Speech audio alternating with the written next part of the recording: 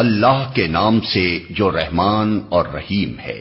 الف لام میم، یہ اللہ کی کتاب ہے، اس میں کوئی شک نہیں ہے۔ ہدایت ہے ان پرہیزگاروں کے لیے جو غیب پر ایمان لاتے ہیں، نماز قائم کرتے ہیں، جو رزق ہم نے ان کو دیا ہے اس میں سے خرچ کرتے ہیں، جو کتاب تم پر نازل کی گئی ہے یعنی قرآن، اور جو کتابیں تم سے پہلے نازل کی گئی تھیں ان سب پر ایمان لاتے ہیں اور آخرت پر یقین رکھتے ہیں۔ ایسے لوگ اپنے رب کی طرف سے راہ راست پر ہیں اور وہی فلاح پانے والے ہیں۔ جن لوگوں نے ان باتوں کو تسلیم کرنے سے انکار کر دیا ان کے لیے یکساں ہے، خواہ تم انہیں خبردار کرو یا نہ کرو، بہرحال وہ ماننے والے نہیں ہیں۔ اللہ نے ان کے دلوں اور ان کے کانوں پر مہر لگا دی ہے اور ان کی آنکھوں پر پردہ پڑ گیا ہے، وہ سخت سزا کے مستحق ہیں۔ پھر ذرا اس وقت کا تصور کرو جب تمہارے رب نے فرشتوں سے کہا تھا کہ میں زمین میں ایک خلیفہ بنانے والا ہوں۔ انہوں نے عرض کیا، کیا آپ زمین میں کسی ایسے کو مقرر کرنے والے ہیں جو اس کے انتظام کو بگاڑ دے گا اور خون ریزیاں کرے گا؟ آپ کی حمد و ثنا کے ساتھ تسبیح اور آپ کے لیے تقدیس تو ہم کر ہی رہے ہیں۔ فرمایا، میں جانتا ہوں جو کچھ تم نہیں جانتے۔ اس کے بعد اللہ نے آدم کو ساری چیزوں کے نام سکھائے، پھر انہیں فرشتوں کے سامنے پیش کیا اور فرمایا، اگر تمہارا خیال صحیح ہے کہ کسی خلیفہ کے تقرر سے انتظام بگڑ جائے گا تو ذرا ان چیزوں کے نام بتاؤ۔ انہوں نے عرض کیا، نقص سے پاک تو آپ ہی کی ذات ہے، ہم تو بس اتنا ہی علم رکھتے ہیں جتنا آپ نے ہم کو دے دیا ہے، حقیقت میں سب کچھ جاننے اور سمجھنے والا آپ کے سوا کوئی نہیں۔ پھر اللہ نے آدم سے کہا، تم انہیں ان چیزوں کے نام بتاؤ۔ جب اس نے ان کو ان سب کے نام بتا دیے تو اللہ نے فرمایا، میں نے تم سے کہا نہ تھا کہ میں آسمانوں اور زمین کی وہ ساری حقیقتیں جانتا ہوں جو تم سے مخفی ہیں، جو کچھ تم ظاہر کرتے ہو وہ بھی مجھے معلوم ہے اور جو کچھ تم چھپاتے ہو اسے بھی میں جانتا ہوں۔ پھر جب ہم نے فرشتوں کو حکم دیا کہ آدم کے آگے جھک جاؤ تو سب جھک گئے، مگر ابلیس نے انکار کیا، وہ اپنی بڑائی کے گھمنڈ میں پڑ گیا اور نافرمانوں میں شامل ہو گیا۔ پھر ہم نے آدم سے کہا کہ تم اور تمہاری بیوی دونوں جنت میں رہو اور یہاں بفراغت جو چاہو کھاؤ، مگر اس درخت کا رخ نہ کرنا ورنہ ظالموں میں شمار ہوگے۔ آخر کار شیطان نے ان دونوں کو اس درخت کی ترغیب دے کر ہمارے حکم کی پیروی سے ہٹا دیا اور انہیں اس حالت سے نکلوا کر چھوڑا جس میں وہ تھے۔ ہم نے حکم دیا کہ اب تم سب یہاں سے اتر جاؤ، تم ایک دوسرے کے دشمن ہو اور تمہیں ایک خاص وقت تک زمین میں ٹھہرنا اور وہیں گزر بسر کرنا ہے۔ اس وقت آدم نے اپنے رب سے چند کلمات سیکھ کر توبہ کی، جس کو اس کے رب نے قبول کر لیا، کیونکہ وہ بڑا معاف کرنے والا اور رحم فرمانے والا ہے۔ ہم نے کہا کہ تم سب یہاں سے اتر جاؤ، پھر جو میری طرف سے کوئی ہدایت تمہارے پاس پہنچے تو جو لوگ میری اس ہدایت کی پیروی کریں گے ان کے لیے کسی خوف اور رنج کا موقع نہ ہوگا، اور جو اس کو قبول کرنے سے انکار کریں گے اور ہماری آیات کو جھٹلائیں گے وہ آگ میں جانے والے لوگ ہیں جہاں وہ ہمیشہ رہیں گے۔ بعض لوگ ایسے بھی ہیں جو کہتے ہیں ہم اللہ پر اور آخرت کے دن پر ایمان لائے ہیں، حالانکہ در حقیقت وہ مومن نہیں ہیں، وہ اللہ اور ایمان لانے والوں کے ساتھ دھوکہ بازی کر رہے ہیں، مگر دراصل وہ خود اپنے آپ ہی کو دھوکے میں ڈال رہے ہیں اور انہیں اس کا شعور نہیں ہے۔ ان کے دلوں میں ایک بیماری ہے جسے اللہ نے اور زیادہ بڑھا دیا ہے، اور جو جھوٹ وہ بولتے ہیں اس کی پاداش میں ان کے لیے دردناک سزا ہے۔ جب کبھی ان سے کہا گیا کہ زمین میں فساد برپا نہ کرو تو انہوں نے یہی کہا کہ ہم تو اصلاح کرنے والے ہیں۔ خبردار، حقیقت میں یہی لوگ مفسد ہیں، مگر انہیں شعور نہیں ہے۔ اور جب ان سے کہا گیا کہ جس طرح دوسرے لوگ ایمان لائے ہیں اسی طرح تم بھی ایمان لاؤ تو انہوں نے یہی جواب دیا، کیا ہم بے وقوفوں کی طرح ایمان لائیں؟ خبردار، حقیقت میں تو یہ خود بے وقوف ہیں مگر یہ جانتے نہیں ہیں۔ جب یہ اہل ایمان سے ملتے ہیں تو کہتے ہیں کہ ہم ایمان لائے ہیں، اور جب علیحدگی میں اپنے شیطانوں سے ملتے ہیں تو کہتے ہیں کہ اصل میں تو ہم تمہارے ساتھ ہیں اور ان لوگوں سے محض مذاق کر رہے ہیں۔ اللہ ان سے مذاق کر رہا ہے، وہ ان کی رسی دراز کیے جاتا ہے اور یہ اپنی سرکشی میں اندھوں کی طرح بھٹکتے چلے جاتے ہیں۔ یہ وہ لوگ ہیں جنہوں نے ہدایت کے بدلے گمراہی خرید لی ہے، مگر یہ سودا ان کے لیے نفع بخش نہیں ہے اور یہ ہرگز صحیح راستے پر نہیں ہیں۔ ان کی مثال ایسے ہے جیسے ایک شخص نے آگ روشن کی اور جب اس نے سارے ماحول کو روشن کر دیا تو اللہ نے ان کا نور بصارت سلب کر لیا اور انہیں اس حال پر چھوڑ دیا کہ تاریکیوں میں انہیں کچھ نظر نہیں آتا۔ یہ بہرے ہیں، گونگے ہیں، اندھے ہیں، یہ اب نہ پلٹیں گے۔ یا پھر ان کی مثال یوں سمجھو کہ آسمان سے زور کی بارش ہو رہی ہے اور اس کے ساتھ اندھیری گھٹا اور کڑک اور چمک بھی ہے۔ یہ بجلی کے کڑاکے سن کر اپنی جانوں کے خوف سے کانوں میں انگلیاں ٹھوسے لیتے ہیں، اور اللہ ان منکرین حق کو ہر طرف سے گھیرے میں لیے ہوئے ہے۔ چمک سے ان کی حالت یہ ہو رہی ہے گویا عنقریب بجلی ان کی بصارت اچک لے جائے گی۔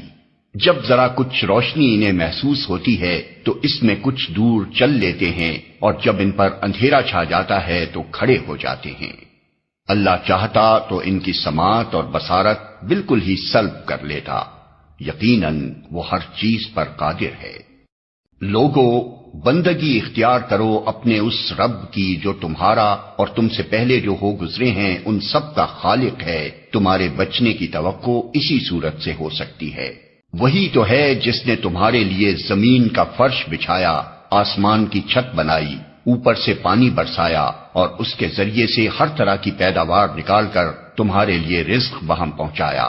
پس جب تم یہ جانتے ہو تو دوسروں کو اللہ کے مد مقابل نہ ٹھہراؤ۔ اور اگر تمہیں اس امر میں شک ہے کہ یہ کتاب جو ہم نے اپنے بندے پر اتاری ہے یہ ہماری ہے یا نہیں، تو اس کے مانند ایک ہی صورت بنا لاؤ، اپنے سارے ہم نواؤں کو بلا لو، ایک اللہ کو چھوڑ کر باقی جس جس کی چاہو مدد لے لو، اگر تم سچے ہو تو یہ کام کر کے دکھاؤ۔ لیکن اگر تم نے ایسا نہ کیا اور یقیناً کبھی نہیں کر سکتے تو ڈرو اس آگ سے جس کا ایندھن بنیں گے انسان اور پتھر، جو مہیا کی گئی ہے منکرین حق کے لیے۔ اور اے پیغمبر، جو لوگ اس کتاب پر ایمان لے آئیں اور اس کے مطابق اپنے عمل درست کر لیں، انہیں خوشخبری دے دو کہ ان کے لیے ایسے باغ ہیں جن کے نیچے نہریں بہتی ہوں گی۔ ان باغوں کے پھل صورت میں دنیا کے پھلوں سے ملتے جلتے ہوں گے۔ جب کوئی پھل انہیں کھانے کو دیا جائے گا تو وہ کہیں گے کہ ایسے ہی پھل اس سے پہلے دنیا میں ہم کو دیے جاتے تھے۔ ان کے لیے وہاں پاکیزہ بیویاں ہوں گی اور وہ وہاں ہمیشہ رہیں گے۔ ہاں، اللہ اس سے ہرگز نہیں شرماتا کہ مچھر یا اس سے بھی حقیر تر کسی چیز کی تمثیلیں دے۔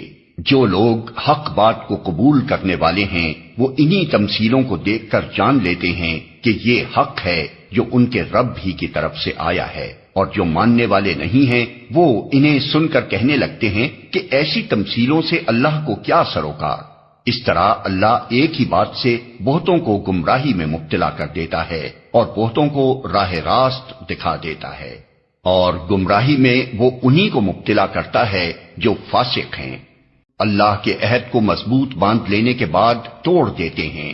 اللہ نے جسے جوڑنے کا حکم دیا ہے اسے کاٹتے ہیں اور زمین میں فساد برپا کرتے ہیں۔ حقیقت میں یہی لوگ نقصان اٹھانے والے ہیں۔ تم اللہ کے ساتھ کفر کا رویہ کیسے اختیار کرتے ہو، حالانکہ تم بے جان تھے، اس نے تم کو زندگی عطا کی، پھر وہی تمہاری جان سلب کرے گا، پھر وہی تمہیں دوبارہ زندگی عطا کرے گا، پھر اسی کی طرف تمہیں پلٹ کر جانا ہے۔ وہی تو ہے جس نے تمہارے لیے زمین کی ساری چیزیں پیدا کی، پھر اوپر کی طرف توجہ فرمائی اور 7 آسمان استوار کیے، اور وہ ہر چیز کا علم رکھنے والا ہے۔ اے بنی اسرائیل، ذرا خیال کرو میری اس نعمت کا جو میں نے تم کو عطا کی تھی۔ میرے ساتھ تمہارا جو عہد تھا اسے تم پورا کرو، تو میرا جو عہد تمہارے ساتھ تھا اسے میں پورا کروں، اور مجھی سے تم ڈرو۔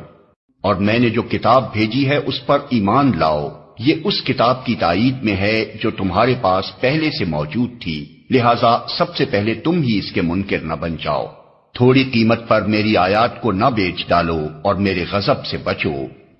باطل کا رنگ چڑھا کر حق کو مشتبہ نہ بناؤ اور نہ جانتے بوجھتے حق کو چھپانے کی کوشش کرو۔ نماز قائم کرو اور زکوٰۃ دو، اور جو لوگ میرے آگے جھک رہے ہیں ان کے ساتھ تم بھی جھک جاؤ۔ تم دوسروں کو تو نیکی کا راستہ اختیار کرنے کے لیے کہتے ہو مگر اپنے آپ کو بھول جاتے ہو، حالانکہ تم کتاب کی تلاوت کرتے ہو۔ کیا تم عقل سے بالکل ہی کام نہیں لیتے؟ صبر اور نماز سے مدد لو۔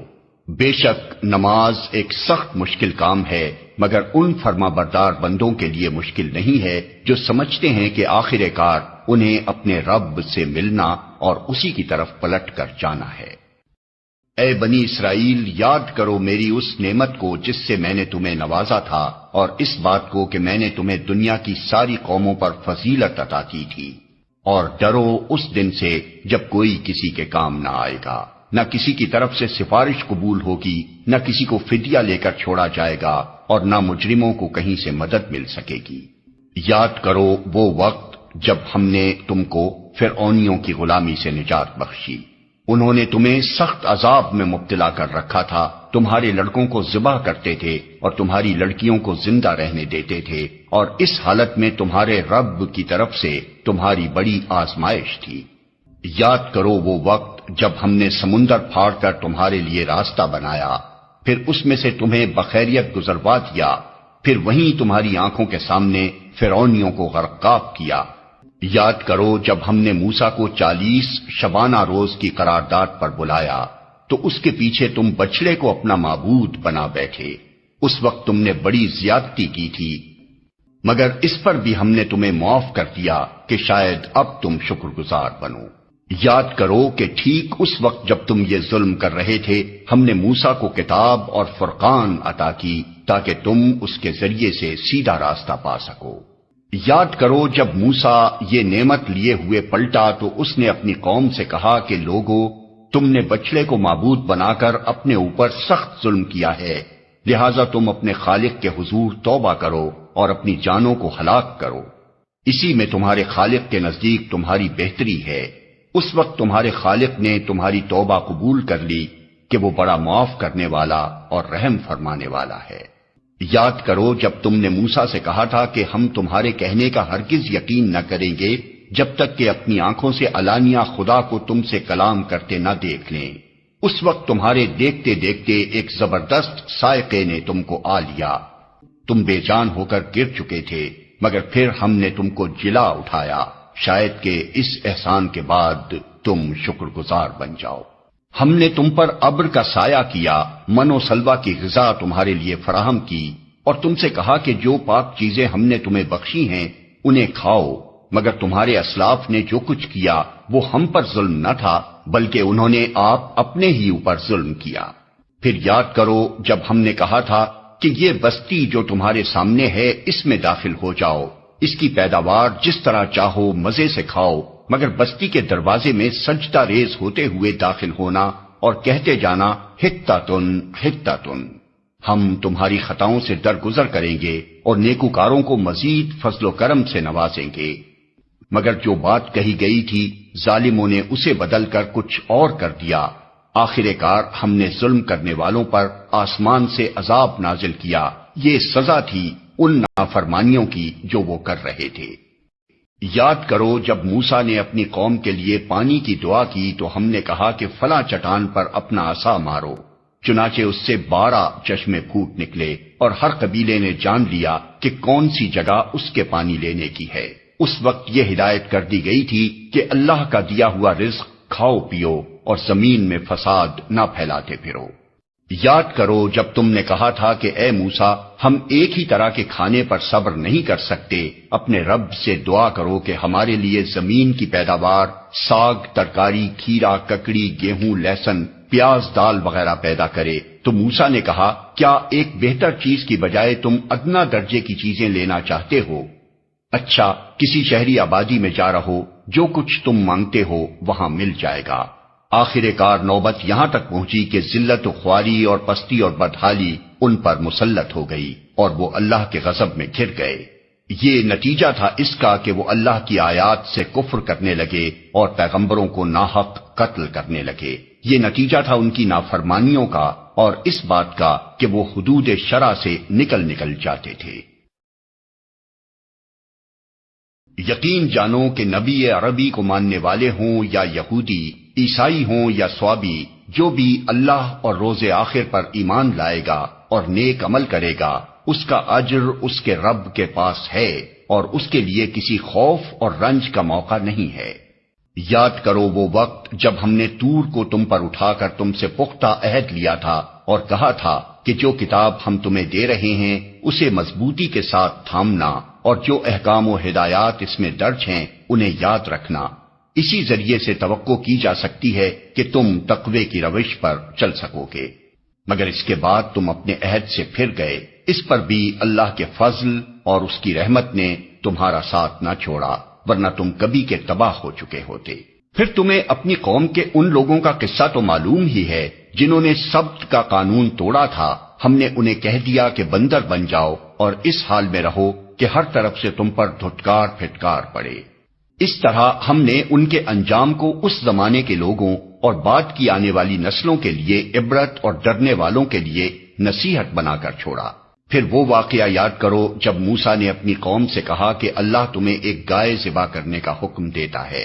کہنے لگے کیا تم ہم سے مذاق کرتے ہو؟ موسیٰ نے کہا میں اس سے خدا کی پناہ مانگتا ہوں کہ جاہلوں کی سی باتیں کروں۔ بولے اچھا اپنے رب سے درخواست کرو کہ وہ ہمیں اس گائے کی کچھ تفصیل بتائے۔ موسیٰ نے کہا اللہ کا ارشاد ہے کہ وہ ایسی گائے ہونی چاہیے جو نہ بوڑھی ہو نہ بچیا بلکہ اوسط عمر کی ہو، لہٰذا جو حکم دیا جاتا ہے اس کی تعمیل کرو۔ پھر کہنے لگے اپنے رب سے یہ اور پوچھ دو کہ اس کا رنگ کیسا ہو۔ موسیٰ نے کہا وہ فرماتا ہے زرد رنگ کی گائے ہونی چاہیے جس کا رنگ ایسا شوخ ہو کہ دیکھنے والوں کا جی خوش ہو جائے۔ پھر بولے اپنے رب سے صاف صاف پوچھ کر بتاؤ کیسی گائے مطلوب ہے، ہمیں اس کی تعیین میں اشتباہ ہو گیا ہے، اللہ نے چاہا تو ہم اس کا پتہ پا لیں گے۔ موسیٰ نے جواب دیا اللہ کہتا ہے وہ ایسی گائے ہے جس سے خدمت نہیں لی جاتی، نہ زمین جوتتی ہے نہ پانی کھینچتی ہے، صحیح سالم اور بے داغ ہے۔ اس پر وہ پکار اٹھے کہ ہاں اب تم نے ٹھیک پتہ بتایا ہے، پھر انہوں نے اسے ذبح کیا ورنہ وہ ایسا کرتے معلوم نہ ہوتے تھے۔ اور تمہیں یاد ہے وہ واقعہ جب تم نے ایک شخص کی جان لی تھی، پھر اس کے بارے میں جھگڑنے اور ایک دوسرے پر قتل کا الزام تھوپنے لگے تھے، اور اللہ نے فیصلہ کر لیا تھا کہ جو کچھ تم چھپاتے ہو اسے کھول کر رکھ دے گا۔ اس وقت ہم نے حکم دیا کہ مقتول کی لاش کو اس کے ایک حصے سے ضرب لگاؤ۔ دیکھو اس طرح اللہ مردوں کو زندگی بخشتا ہے اور تمہیں اپنی نشانیاں دکھاتا ہے تاکہ تم سمجھو۔ مگر ایسی نشانیاں دیکھنے کے بعد بھی آخر کار تمہارے دل سخت ہو گئے، پتھروں کی طرح سخت، بلکہ سختی میں کچھ ان سے بھی بڑے ہوئے۔ کچھ پتھروں میں سے تو کوئی ایسا بھی ہوتا ہے جس میں سے چشمے پھوٹ بہتے ہیں، کوئی پھٹتا ہے اور اس میں سے پانی نکل آتا ہے، اور کوئی خدا کے خوف سے لرز کر گر بھی پڑتا ہے۔ اللہ تمہارے کرتوتوں سے بے خبر نہیں ہے۔ اے مسلمانوں اب کیا ان لوگوں سے تم یہ توقع رکھتے ہو کہ یہ تمہاری دعوت پر ایمان لے آئیں گے؟ حالانکہ ان میں سے ایک گروہ کا شیوا یہ رہا ہے کہ اللہ کا کلام سنا اور پھر خوب سمجھ بوجھ کر دانستہ اس میں تحریف کی۔ محمد رسول اللہ پر ایمان لانے والوں سے ملتے ہیں تو کہتے ہیں کہ ہم بھی انہیں مانتے ہیں، اور جب آپس میں ایک دوسرے سے تخلیے کی بات چیت ہوتی ہے تو کہتے ہیں کہ بے وقوف ہو گئے ہو۔ ان لوگوں کو وہ باتیں بتاتے ہو جو اللہ نے تم پر کھولی ہیں تاکہ تمہارے رب کے پاس تمہارے مقابلے میں انہیں حجت میں پیش کریں۔ اور کیا یہ جانتے نہیں ہیں کہ جو کچھ یہ چھپاتے ہیں اور جو کچھ ظاہر کرتے ہیں اللہ کو سب باتوں کی خبر ہے۔ ان میں ایک دوسرا گروہ امیوں کا ہے جو کتاب کا تو علم رکھتے نہیں، بس اپنی بے بنیاد امیدوں اور آرزوؤں کو لیے بیٹھے ہیں اور محض وہم و گمان پر چلے جا رہے ہیں۔ بس ہلاکت اور تباہی ہے ان لوگوں کے لیے جو اپنے ہاتھوں سے شرع کا نوشتہ لکھتے ہیں، پھر لوگوں سے کہتے ہیں کہ یہ اللہ کے پاس سے آیا ہوا ہے تاکہ اس کے معاوضے میں تھوڑا سا فائدہ حاصل کر لیں۔ ان کے ہاتھوں کا یہ لکھا بھی ان کے لیے تباہی کا سامان ہے اور ان کی یہ کمائی بھی ان کے لیے موجب ہلاکت۔ وہ کہتے ہیں کہ دوزخ کی آگ ہمیں ہرگز چھونے والی نہیں الا یہ کہ چند روز کی سزا مل جائے تو مل جائے۔ ان سے پوچھو کیا تم نے اللہ سے کوئی عہد لے لیا ہے جس کی خلاف ورزی وہ نہیں کر سکتا؟ یا بات یہ ہے کہ تم اللہ کے ذمے ڈال کر ایسی باتیں کہہ دیتے ہو جن کے متعلق تمہیں علم نہیں ہے کہ اس نے ان کا ذمہ لیا ہے؟ آخر تمہیں دوزخ کی آگ کیوں نہ چھوئے گی؟ جو بھی بدی کمائے گا اور اپنی خطاکاری کے چکر میں پڑا رہے گا وہ دوزخی ہے اور دوزخ ہی میں وہ ہمیشہ رہے گا، اور جو لوگ ایمان لائیں گے اور نیک عمل کریں گے وہی جنتی ہیں اور جنت میں وہ ہمیشہ رہیں گے۔ یاد کرو اسرائیل کی اولاد سے ہم نے پختہ عہد لیا تھا کہ اللہ کے سوا کسی کی عبادت نہ کرنا، ماں باپ کے ساتھ، رشتہ داروں کے ساتھ، یتیموں اور مسکینوں کے ساتھ نیک سلوک کرنا، لوگوں سے بھلی بات کہنا، نماز قائم کرنا اور زکوٰۃ دینا، مگر تھوڑے آدمیوں کے سوا تم سب اس عہد سے پھر گئے اور اب تک پھرے ہوئے ہو۔ پھر ذرا یاد کرو ہم نے تم سے مضبوط عہد لیا تھا کہ آپس میں ایک دوسرے کا خون نہ بہانا اور نہ ایک دوسرے کو گھر سے بے گھر کرنا۔ تم نے اس کا اقرار کیا تھا، تم خود اس پر گواہ ہو، مگر آج وہی تم ہو کہ اپنے بھائی بندوں کو قتل کرتے ہو، اپنی برادری کے کچھ لوگوں کو بے خانما کر دیتے ہو، ظلم و زیادتی کے ساتھ ان کے خلاف جتھے بندیاں کرتے ہو، اور جب وہ لڑائی میں پکڑے ہوئے تمہارے پاس آتے ہیں تو ان کی رہائی کے لیے فدیے کا لین دین کرتے ہو، حالانکہ انہیں ان کے گھروں سے نکالنا ہی سرے سے تم پر حرام تھا۔ تو کیا تم کتاب کے ایک حصے پر ایمان لاتے ہو اور دوسرے حصے کے ساتھ کفر کرتے ہو؟ پھر تم میں سے جو لوگ ایسا کریں ان کی سزا اس کے سوا اور کیا ہے کہ دنیا کی زندگی میں ذلیل و خوار ہو کر رہیں اور آخرت میں شدید ترین عذاب کی طرف پھیر دیے جائیں۔ اللہ ان حرکات سے بے خبر نہیں ہے جو تم کر رہے ہو۔ یہ وہ لوگ ہیں جنہوں نے آخرت بیچ کر دنیا کی زندگی خرید لی ہے، لہذا نہ ان کی سزا میں کوئی تخفیف ہوگی اور نہ انہیں کوئی مدد پہنچ سکے گی۔ ہم نے موسیٰ کو کتاب دی، اس کے بعد پے در پے رسول بھیجے، آخر کار عیسیٰ ابن مریم کو روشن نشانیاں دے کر بھیجا اور روح پاک سے اس کی مدد کی۔ پھر یہ تمہارا کیا ڈھنگ ہے کہ جب بھی کوئی رسول تمہاری خواہشات نفس کے خلاف کوئی چیز لے کر تمہارے پاس آیا تو تم نے اس کے مقابلے میں سرکشی ہی کی، کسی کو جھٹلایا اور کسی کو قتل کر ڈالا۔ وہ کہتے ہیں ہمارے دل محفوظ ہیں، نہیں، اصل بات یہ ہے کہ ان کے کفر کی وجہ سے ان پر اللہ کی پھٹکار پڑی ہے، اس لیے وہ کم ہی ایمان لاتے ہیں۔ اور اب جو ایک کتاب اللہ کی طرف سے ان کے پاس آئی ہے اس کے ساتھ ان کا کیا برتاؤ ہے؟ باوجود کہ وہ اس کتاب کی تصدیق کرتی ہے جو ان کے پاس پہلے سے موجود تھی، باوجود کہ اس کی آمد سے پہلے وہ خود کفار کے مقابلے میں فتح و نصرت کی دعائیں مانگا کرتے تھے، مگر جب وہ چیز آ گئی جسے وہ پہچان بھی گئے تو انہوں نے اسے ماننے سے انکار کر دیا۔ خدا کی لعنت ان منکرین پر۔ کیسا برا ذریعہ ہے جس سے یہ اپنے نفس کی تسلی حاصل کرتے ہیں کہ جو ہدایت اللہ نے نازل کی ہے اس کو قبول کرنے سے صرف اس ضد کی بنا پر انکار کر رہے ہیں کہ اللہ نے اپنے فضل سے اپنے جس بندے کو خود چاہا نواز دیا، لہذا اب یہ غضب بالائے غضب کے مستحق ہو گئے ہیں اور ایسے کافروں کے لیے سخت ذلت آمیز سزا مقرر ہے۔ جب ان سے کہا جاتا ہے کہ جو کچھ اللہ نے نازل کیا ہے اس پر ایمان لاؤ تو وہ کہتے ہیں کہ ہم تو صرف اس چیز پر ایمان لاتے ہیں جو ہمارے ہاں یعنی نسل اسرائیل میں اتری ہے، اس دائرے کے باہر جو کچھ آیا ہے اسے ماننے سے وہ انکار کرتے ہیں، حالانکہ وہ حق ہے اور اس تعلیم کی تصدیق و تائید کر رہا ہے جو ان کے ہاں پہلے سے موجود تھی۔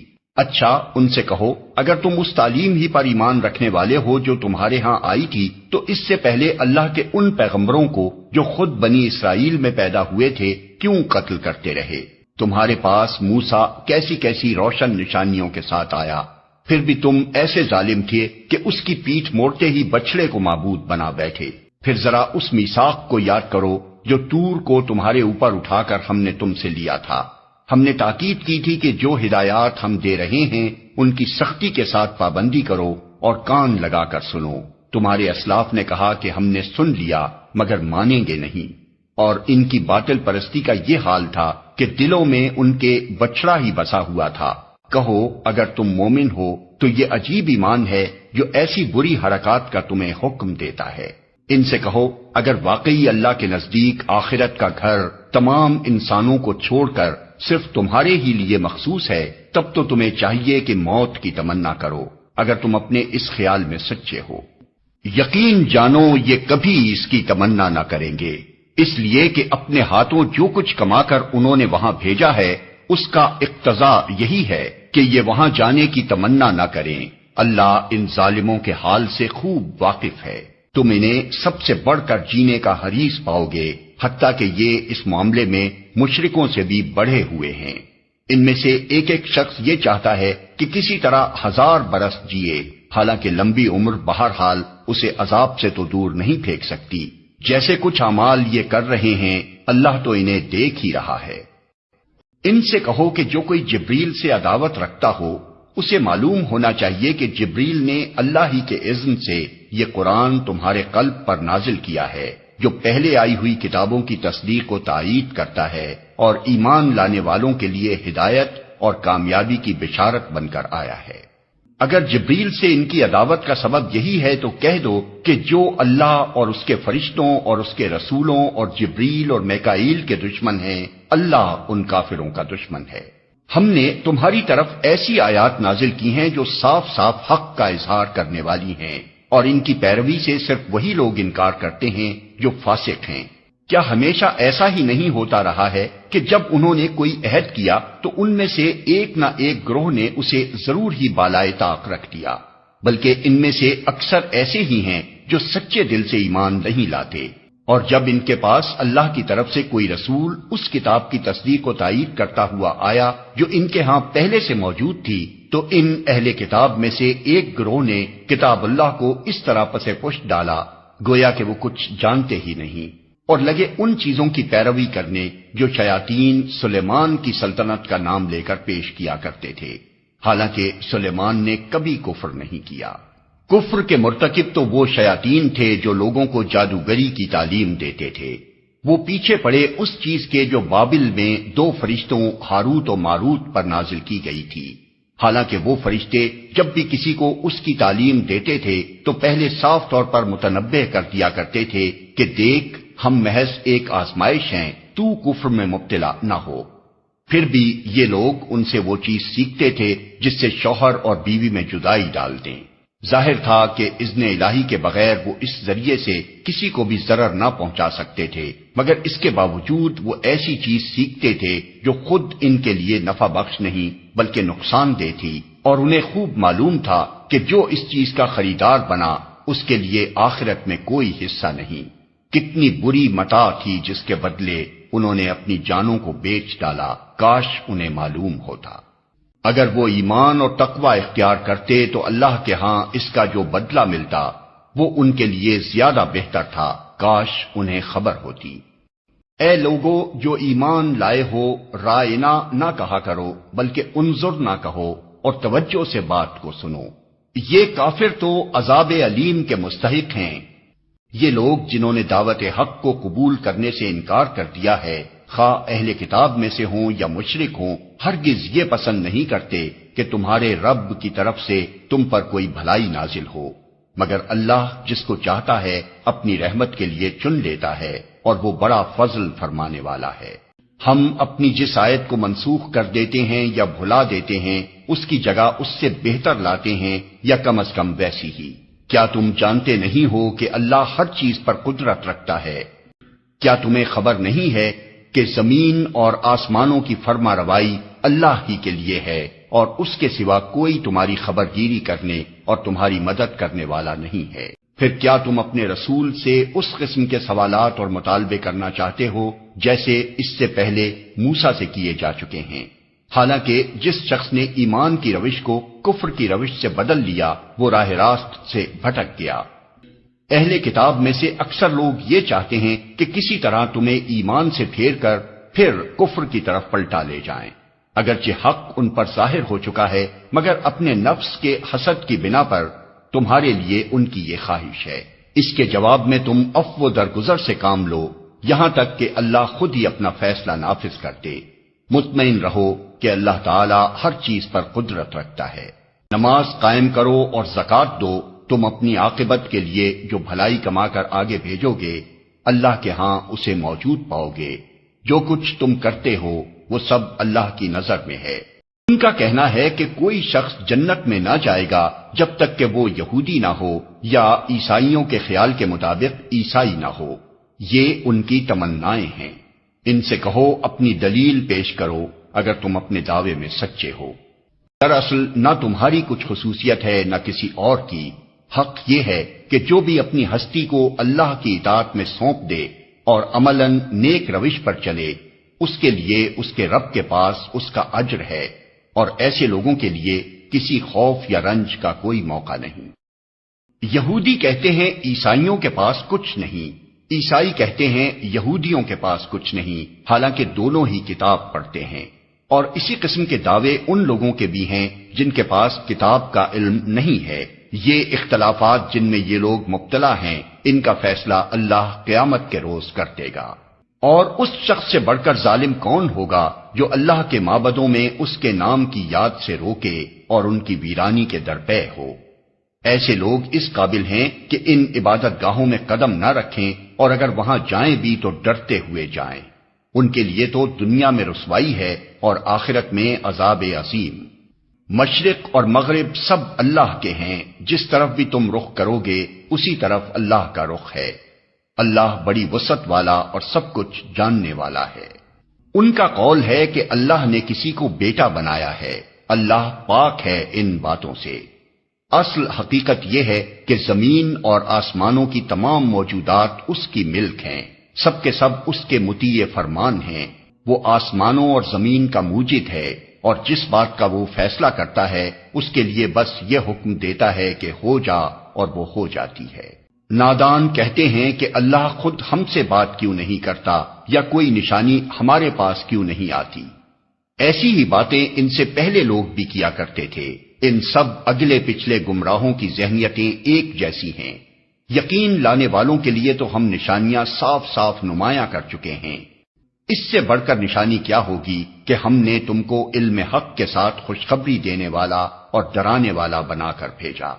اب جو لوگ جہنم سے رشتہ جوڑ چکے ہیں ان کی طرف سے تم ذمہ دار و جواب دہ نہیں ہو۔ یہودی اور عیسائی تم سے ہرگز راضی نہ ہوں گے جب تک تم ان کے طریقے پر نہ چلنے لگو۔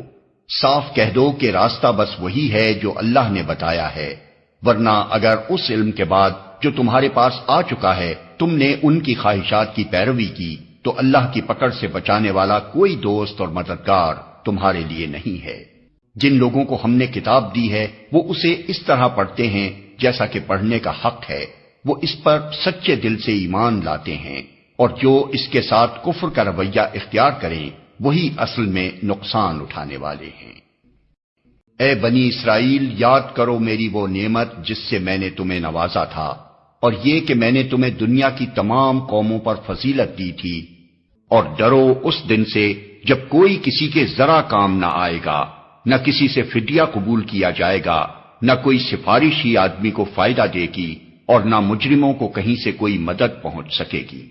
یاد کرو کہ جب ابراہیم کو اس کے رب نے چند باتوں میں آزمایا اور وہ ان سب میں پورا اتر گیا تو اس نے کہا میں تجھے سب لوگوں کا پیشوا بنانے والا ہوں۔ ابراہیم نے عرض کیا اور کیا میری اولاد سے بھی یہی وعدہ ہے؟ اس نے جواب دیا میرا وعدہ ظالموں سے متعلق نہیں ہے۔ اور ہم نے اس گھر کعبے کو لوگوں کے لیے مرکز اور امن کی جگہ قرار دیا تھا، اور لوگوں کو حکم دیا تھا کہ ابراہیم جہاں عبادت کے لیے کھڑا ہوتا ہے اس مقام کو مستقل جائے نماز بنا لو، اور ابراہیم اور اسماعیل کو تاکید کی تھی کہ میرے اس گھر کو طواف اور اعتکاف اور رکوع اور سجدہ کرنے والوں کے لیے پاک رکھو۔ اور یہ کہ ابراہیم نے دعا کی اے میرے رب اس شہر کو امن کا شہر بنا دے، اور اس کے باشندوں میں سے جو اللہ اور آخرت کو مانے انہیں ہر قسم کے پھلوں کا رزق دے۔ جواب میں اس کے رب نے فرمایا اور جو نہ مانے گا دنیا کی چند روزہ زندگی کا سامان تو میں اسے بھی دوں گا، مگر آخر کار اسے عذاب جہنم کی طرف گھسیٹوں گا، اور وہ بدترین ٹھکانہ ہے۔ اور یاد کرو ابراہیم اور اسماعیل جب اس گھر کی دیواریں اٹھا رہے تھے تو دعا کرتے جاتے تھے اے ہمارے رب ہم سے یہ خدمت قبول فرما لے، تو سب کی سننے اور سب کچھ جاننے والا ہے۔ اے رب ہم دونوں کو اپنا مسلم بنا، ہماری نسل سے ایک ایسی قوم اٹھا جو تیری مسلم ہو، ہمیں اپنی عبادت کے طریقے بتا، اور ہماری کوتاہیوں سے درگزر فرما، تو بڑا معاف کرنے والا اور رحم فرمانے والا ہے۔ اور اے رب، ان لوگوں میں خود انہی کی قوم سے ایک ایسا رسول اٹھائیو جو انہیں تیری آیات سنائے، ان کو کتاب اور حکمت کی تعلیم دے اور ان کی زندگیاں سنوارے، تو بڑا مقتدر اور حکیم ہے۔ اب کون ہے جو ابراہیم کے طریقے سے نفرت کرے، جس نے خود اپنے آپ کو حماقت و جہالت میں مبتلا کر لیا ہو؟ اس کے سوا کون یہ حرکت کر سکتا ہے؟ ابراہیم تو وہ شخص ہے جس کو ہم نے دنیا میں اپنے کام کے لیے چن لیا تھا، اور آخرت میں اس کا شمار صالحین میں ہوگا۔ اس کا حال یہ تھا کہ جب اس کے رب نے اس سے کہا مسلم ہو جا، تو اس نے فوراً کہا میں مالک کائنات کا مسلم ہو گیا۔ اسی طریقے پر چلنے کی ہدایت اس نے اپنی اولاد کو کی تھی، اور اسی کی وصیت یعقوب اپنی اولاد کو کر گیا۔ اس نے کہا تھا کہ میرے بچوں، اللہ نے تمہارے لیے یہی دین پسند کیا ہے، لہذا مرتے دم تک مسلم ہی رہنا۔ پھر کیا تم اس وقت موجود تھے جب یعقوب اس دنیا سے رخصت ہو رہا تھا؟ اس نے مرتے وقت اپنے بیٹوں سے پوچھا بچوں، میرے بعد تم کس کی بندگی کرو گے؟ ان سب نے جواب دیا ہم اسی ایک خدا کی بندگی کریں گے جسے آپ نے اور آپ کے بزرگوں ابراہیم، اسماعیل اور اسحاق نے خدا مانا ہے، اور ہم اسی کے مسلم ہیں۔ وہ کچھ لوگ تھے جو گزر گئے، جو کچھ انہوں نے کمایا وہ ان کے لیے ہے، اور جو کچھ تم کماؤ گے وہ تمہارے لیے ہے۔ تم سے یہ نہ پوچھا جائے گا کہ وہ کیا کرتے تھے۔ یہودی کہتے ہیں یہودی ہو تو راہ راست پاؤ گے، عیسائی کہتے ہیں عیسائی ہو تو ہدایت ملے گی۔ ان سے کہو نہیں، بلکہ سب کو چھوڑ کر ابراہیم کا طریقہ، اور ابراہیم مشرکوں میں سے نہ تھا۔ مسلمانوں، کہو کہ ہم ایمان لائے اللہ پر اور اس ہدایت پر جو ہماری طرف نازل ہوئی ہے، اور جو ابراہیم، اسماعیل، اسحاق، یعقوب اور اولاد یعقوب کی طرف نازل ہوئی تھی، اور جو موسیٰ اور عیسیٰ اور دوسرے تمام پیغمبروں کو ان کے رب کی طرف سے دی گئی تھی۔ ہم ان کے درمیان کوئی تفریق نہیں کرتے، اور ہم اللہ کے مسلم ہیں۔ پھر اگر وہ اسی طرح ایمان لائیں جس طرح تم لائے ہو تو ہدایت پر ہیں، اور اگر اس سے منہ پھیریں تو کھلی بات ہے کہ وہ ہٹ دھرمی میں پڑ گئے ہیں، لہذا اطمینان رکھو کہ ان کے مقابلے میں اللہ تمہاری حمایت کے لیے کافی ہے، وہ سب کچھ سنتا اور جانتا ہے۔ کہو اللہ کا رنگ اختیار کرو، اس کے رنگ سے اچھا اور کس کا رنگ ہوگا، اور ہم اسی کی بندگی کرنے والے لوگ ہیں۔ اے نبی، ان سے کہو کیا تم اللہ کے بارے میں ہم سے جھگڑتے ہو، حالانکہ وہی ہمارا رب بھی ہے اور تمہارا رب بھی۔ ہمارے اعمال ہمارے لیے ہیں، تمہارے اعمال تمہارے لیے، اور ہم اللہ ہی کے لیے اپنی بندگی کو خالص کر چکے ہیں۔ یا پھر کیا تمہارا کہنا یہ ہے کہ ابراہیم، اسماعیل، اسحاق، یعقوب اور اولاد یعقوب سب کے سب یہودی تھے یا نصرانی تھے؟ کہو تم زیادہ جانتے ہو یا اللہ؟ اس شخص سے بڑا ظالم اور کون ہوگا جس کے ذمے اللہ کی طرف سے ایک گواہی ہو اور وہ اسے چھپائے؟ تمہاری حرکات سے اللہ غافل تو نہیں ہے۔ وہ کچھ لوگ تھے جو گزر چکے، ان کی کمائی ان کے لیے تھی اور تمہاری کمائی تمہارے لیے، تم سے ان کے اعمال کے متعلق سوال نہیں ہوگا۔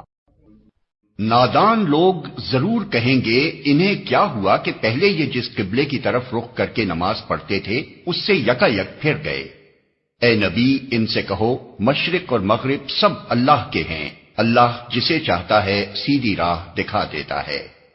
اور اسی طرح تو ہم نے تمہیں ایک امت وسط بنایا ہے تاکہ تم دنیا کے لوگوں پر گواہ ہو اور رسول تم پر گواہ ہو۔ پہلے جس طرف تم رخ کرتے تھے اس کو تو ہم نے صرف یہ دیکھنے کے لیے قبلہ مقرر کیا تھا کہ کون رسول کی پیروی کرتا ہے اور کون الٹا پھر جاتا ہے۔ یہ معاملہ تھا تو بڑا سخت، مگر ان لوگوں کے لیے کچھ بھی سخت ثابت نہ ہوا جو اللہ کی ہدایت سے فیض یاب تھے۔ اللہ تمہارے اس ایمان کو ہرگز ضائع نہ کرے گا، یقین جانو کہ وہ لوگوں کے حق میں نہایت شفیق و رحیم ہے۔ یہ تمہارے منہ کا بار بار آسمان کی طرف اٹھنا ہم دیکھ رہے ہیں، لو ہم اسی قبلے کی طرف تمہیں پھیرے دیتے ہیں جسے تم پسند کرتے ہو۔ مسجد حرام کی طرف رخ پھیر دو، اب جہاں کہیں تم ہو اسی کی طرف منہ کر کے نماز پڑھا کرو۔ یہ لوگ جنہیں کتاب دی گئی تھی خوب جانتے ہیں کہ تحویل قبلہ کا یہ حکم ان کے رب ہی کی طرف سے ہے اور برحق ہے، مگر اس کے باوجود جو کچھ یہ کر رہے ہیں اللہ اس سے غافل نہیں ہے۔ تم ان اہل کتاب کے پاس خواہ کوئی نشانی لے آؤ، ممکن نہیں کہ یہ تمہارے قبلے کی پیروی کرنے لگیں، اور نہ تمہارے لیے یہ ممکن ہے کہ ان کے قبلے کی پیروی کرو، اور ان میں سے کوئی گروہ بھی دوسرے کے قبلے کی پیروی کے لیے تیار نہیں ہے۔ اور اگر تم نے اس علم کے بعد جو تمہارے پاس آ چکا ہے ان کی خواہشات کی پیروی کی تو یقیناً تمہارا شمار ظالموں میں ہوگا۔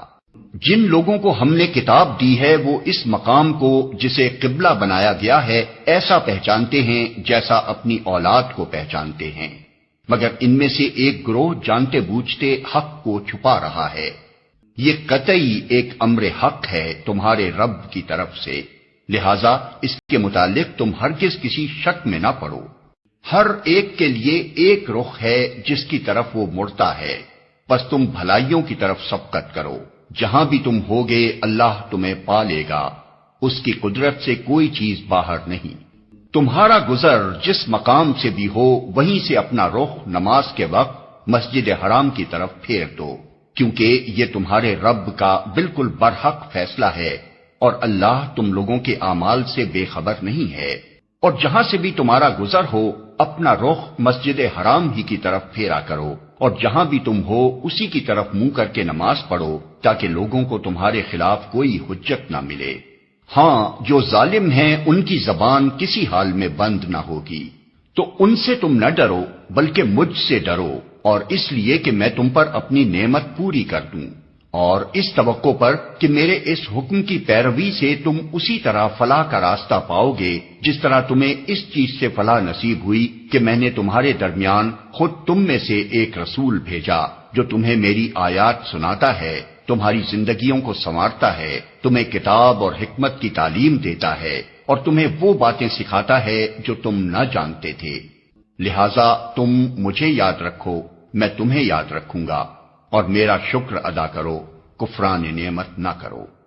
اے لوگو جو ایمان لائے ہو، صبر اور نماز سے مدد لو، اللہ صبر کرنے والوں کے ساتھ ہے۔ اور جو لوگ اللہ کی راہ میں مارے جائیں انہیں مردہ نہ کہو، ایسے لوگ تو حقیقت میں زندہ ہیں مگر تمہیں ان کی زندگی کا شعور نہیں ہوتا۔ اور ہم ضرور تمہیں خوف و خطر، فاقہ کشی، جان و مال کے نقصانات اور آمدنیوں کے گھاٹے میں مبتلا کر کے تمہاری آزمائش کریں گے۔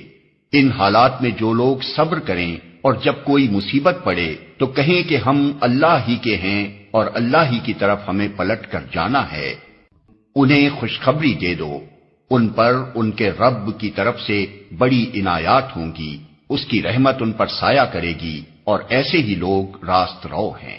یقیناً صفا اور مروہ اللہ کی نشانیوں میں سے ہیں، لہذا جو شخص بیت اللہ کا حج یا عمرہ کرے اس کے لیے کوئی گناہ کی بات نہیں کہ وہ ان دونوں پہاڑیوں کے درمیان سعی کر لے، اور جو برضا و رغبت کوئی بھلائی کا کام کرے گا اللہ کو اس کا علم ہے اور وہ اس کی قدر کرنے والا ہے۔ جو لوگ ہماری نازل کی ہوئی روشن تعلیمات اور ہدایات کو چھپاتے ہیں، دراں حالے کہ ہم انہیں سب انسانوں کی رہنمائی کے لیے اپنی کتاب میں بیان کر چکے ہیں، یقین جانو کہ اللہ بھی ان پر لعنت کرتا ہے اور تمام لعنت کرنے والے بھی ان پر لعنت بھیجتے ہیں۔ البتہ جو اس روش سے باز آ جائیں اور اپنے طرز عمل کی اصلاح کر لیں اور جو کچھ چھپاتے تھے اسے بیان کرنے لگیں، ان کو میں معاف کر دوں گا، اور میں بڑا درگزر کرنے والا اور رحم کرنے والا ہوں۔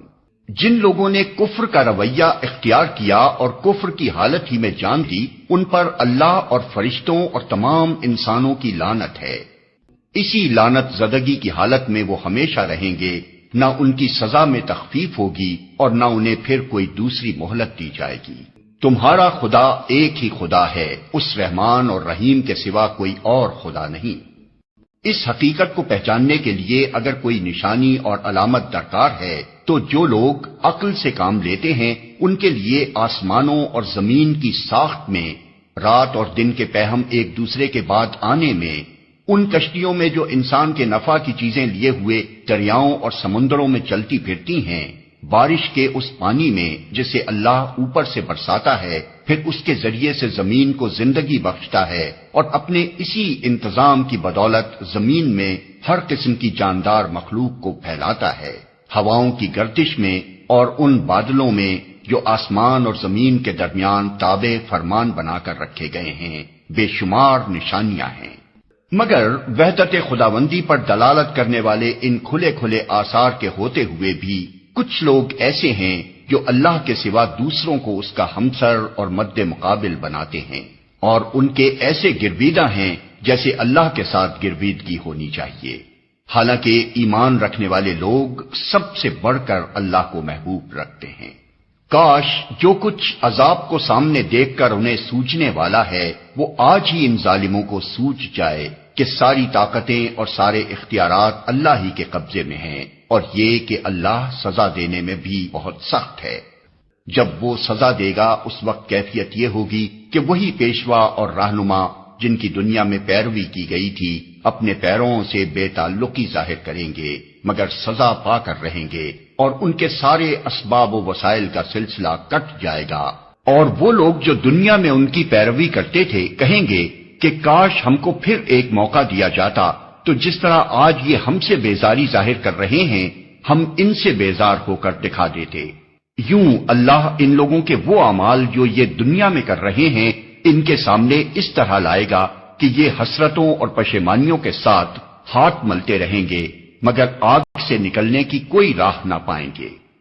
لوگوں، زمین میں جو حلال اور پاک چیزیں ہیں انہیں کھاؤ اور شیطان کے بتائے ہوئے راستوں پر نہ چلو، وہ تمہارا کھلا دشمن ہے، تمہیں بدی اور فحش کا حکم دیتا ہے اور یہ سکھاتا ہے کہ تم اللہ کے نام پر وہ باتیں کہو جن کے متعلق تمہیں علم نہیں ہے کہ وہ اللہ نے فرمائی ہیں۔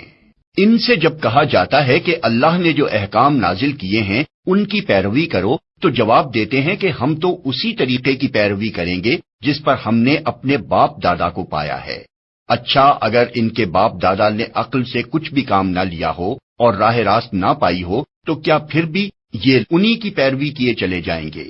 یہ لوگ جنہوں نے خدا کے بتائے ہوئے طریقے پر چلنے سے انکار کر دیا ہے، ان کی حالت بالکل ایسی ہے جیسے چرواہا جانوروں کو پکارتا ہے اور وہ ہانک پکار کی صدا کے سوا کچھ نہیں سنتے۔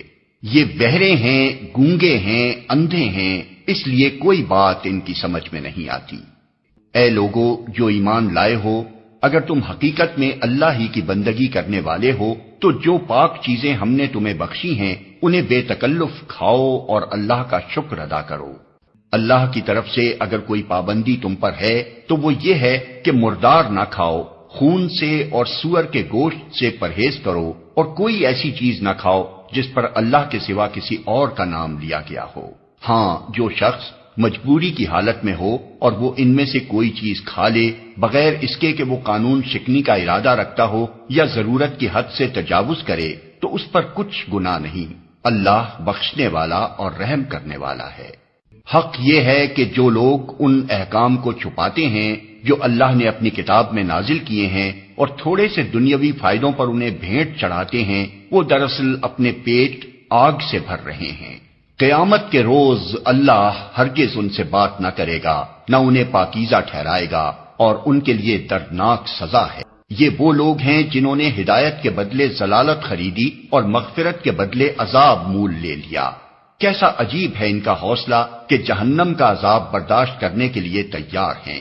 یہ سب کچھ اس وجہ سے ہوا کہ اللہ نے تو ٹھیک ٹھیک حق کے مطابق کتاب نازل کی تھی، مگر جن لوگوں نے کتاب میں اختلافات نکالے وہ اپنے جھگڑوں میں حق سے بہت دور نکل گئے۔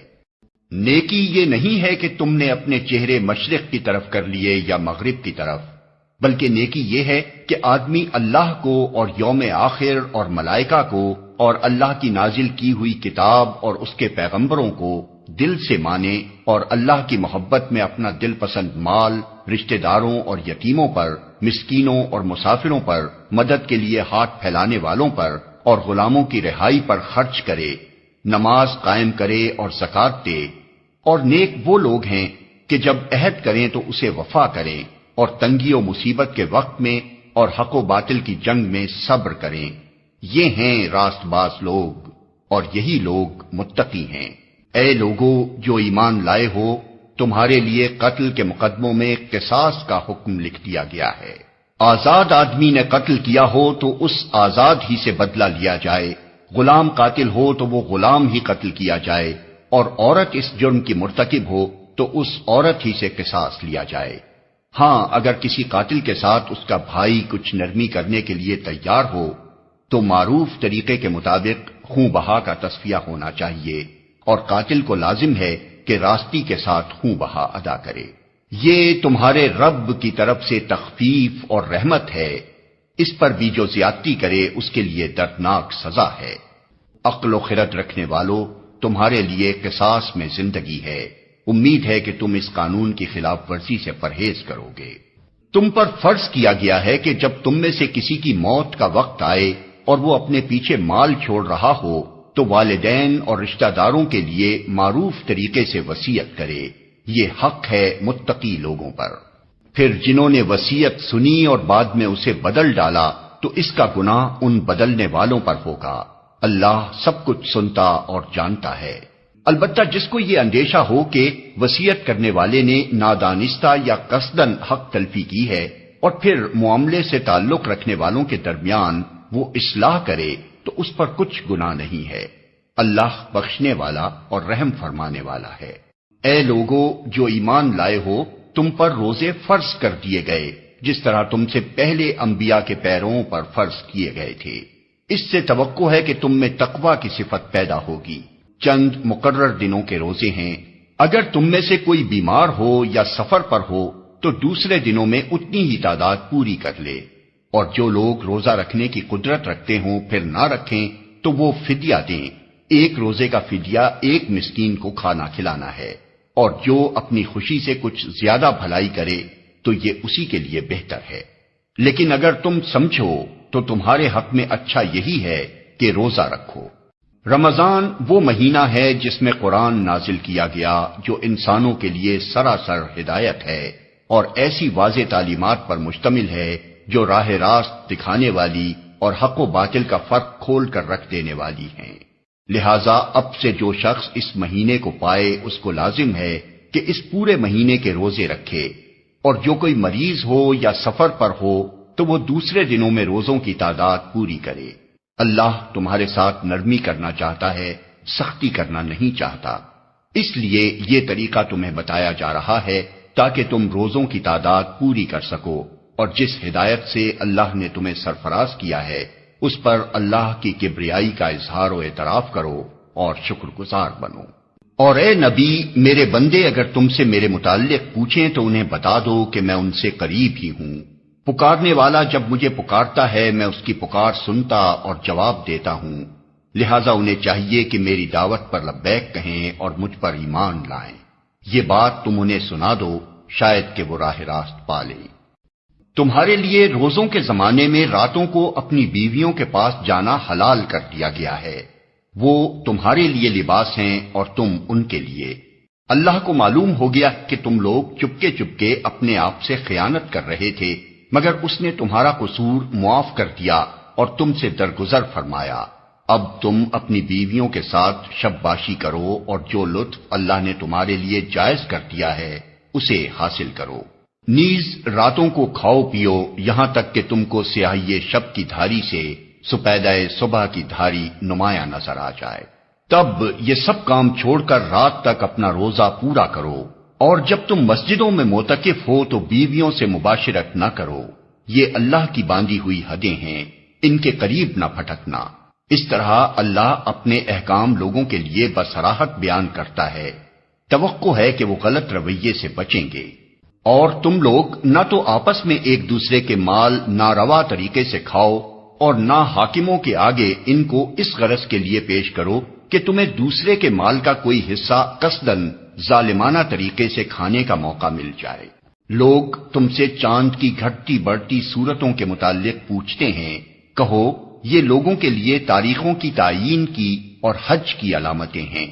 نیز ان سے کہو یہ کوئی نیکی کا کام نہیں ہے کہ تم اپنے گھروں میں پیچھے کی طرف سے داخل ہوتے ہو، نیکی تو اصل میں یہ ہے کہ آدمی اللہ کی ناراضی سے بچے، لہذا تم اپنے گھروں میں دروازے ہی سے آیا کرو، البتہ اللہ سے ڈرتے رہو، شاید کہ تمہیں فلاح نصیب ہو جائے۔ اور تم اللہ کی راہ میں ان لوگوں سے لڑو جو تم سے لڑتے ہیں، مگر زیادتی نہ کرو کہ اللہ زیادتی کرنے والوں کو پسند نہیں کرتا۔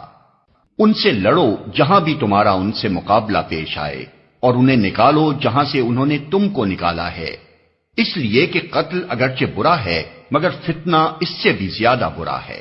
اور مسجد حرام کے قریب جب تک وہ تم سے نہ لڑیں تم بھی نہ لڑو، مگر جب وہ وہاں لڑنے سے نہ چوکیں تو تم بھی بے تکلف انہیں مارو، کہ ایسے کافروں کی یہی سزا ہے۔ پھر اگر وہ باز آ جائیں تو جان لو کہ اللہ معاف کرنے والا اور رحم فرمانے والا ہے۔ تم ان سے لڑتے رہو یہاں تک کہ فتنہ باقی نہ رہے اور دین اللہ کے لیے ہو جائے۔ پھر اگر وہ باز آ جائیں تو سمجھ لو کہ ظالموں کے سوا اور کسی پر دست درازی روا نہیں۔ ماہ حرام کا بدلہ ماہ حرام ہی ہے، اور تمام حرمتوں کا لحاظ برابری کے ساتھ ہوگا، لہذا جو تم پر دست درازی کرے تم بھی اسی طرح اس پر دست درازی کرو۔ البتہ اللہ سے ڈرتے رہو اور یہ جان رکھو کہ اللہ انہی لوگوں کے ساتھ ہے جو اس کی حدود توڑنے سے پرہیز کرتے ہیں۔ اللہ کی راہ میں خرچ کرو اور اپنے ہاتھوں اپنے آپ کو ہلاکت میں نہ ڈالو۔ احسان کا طریقہ اختیار کرو کہ اللہ محسنوں کو پسند کرتا ہے۔ اللہ کی خوشنودی کے لیے جب حج اور عمرے کی نیت کرو تو اسے پورا کرو، اور اگر کہیں گھر جاؤ تو جو قربانی میسر آئے اللہ کی جناب میں پیش کرو، اور اپنے سر نہ مونڈو جب تک کہ قربانی اپنی جگہ نہ پہنچ جائے۔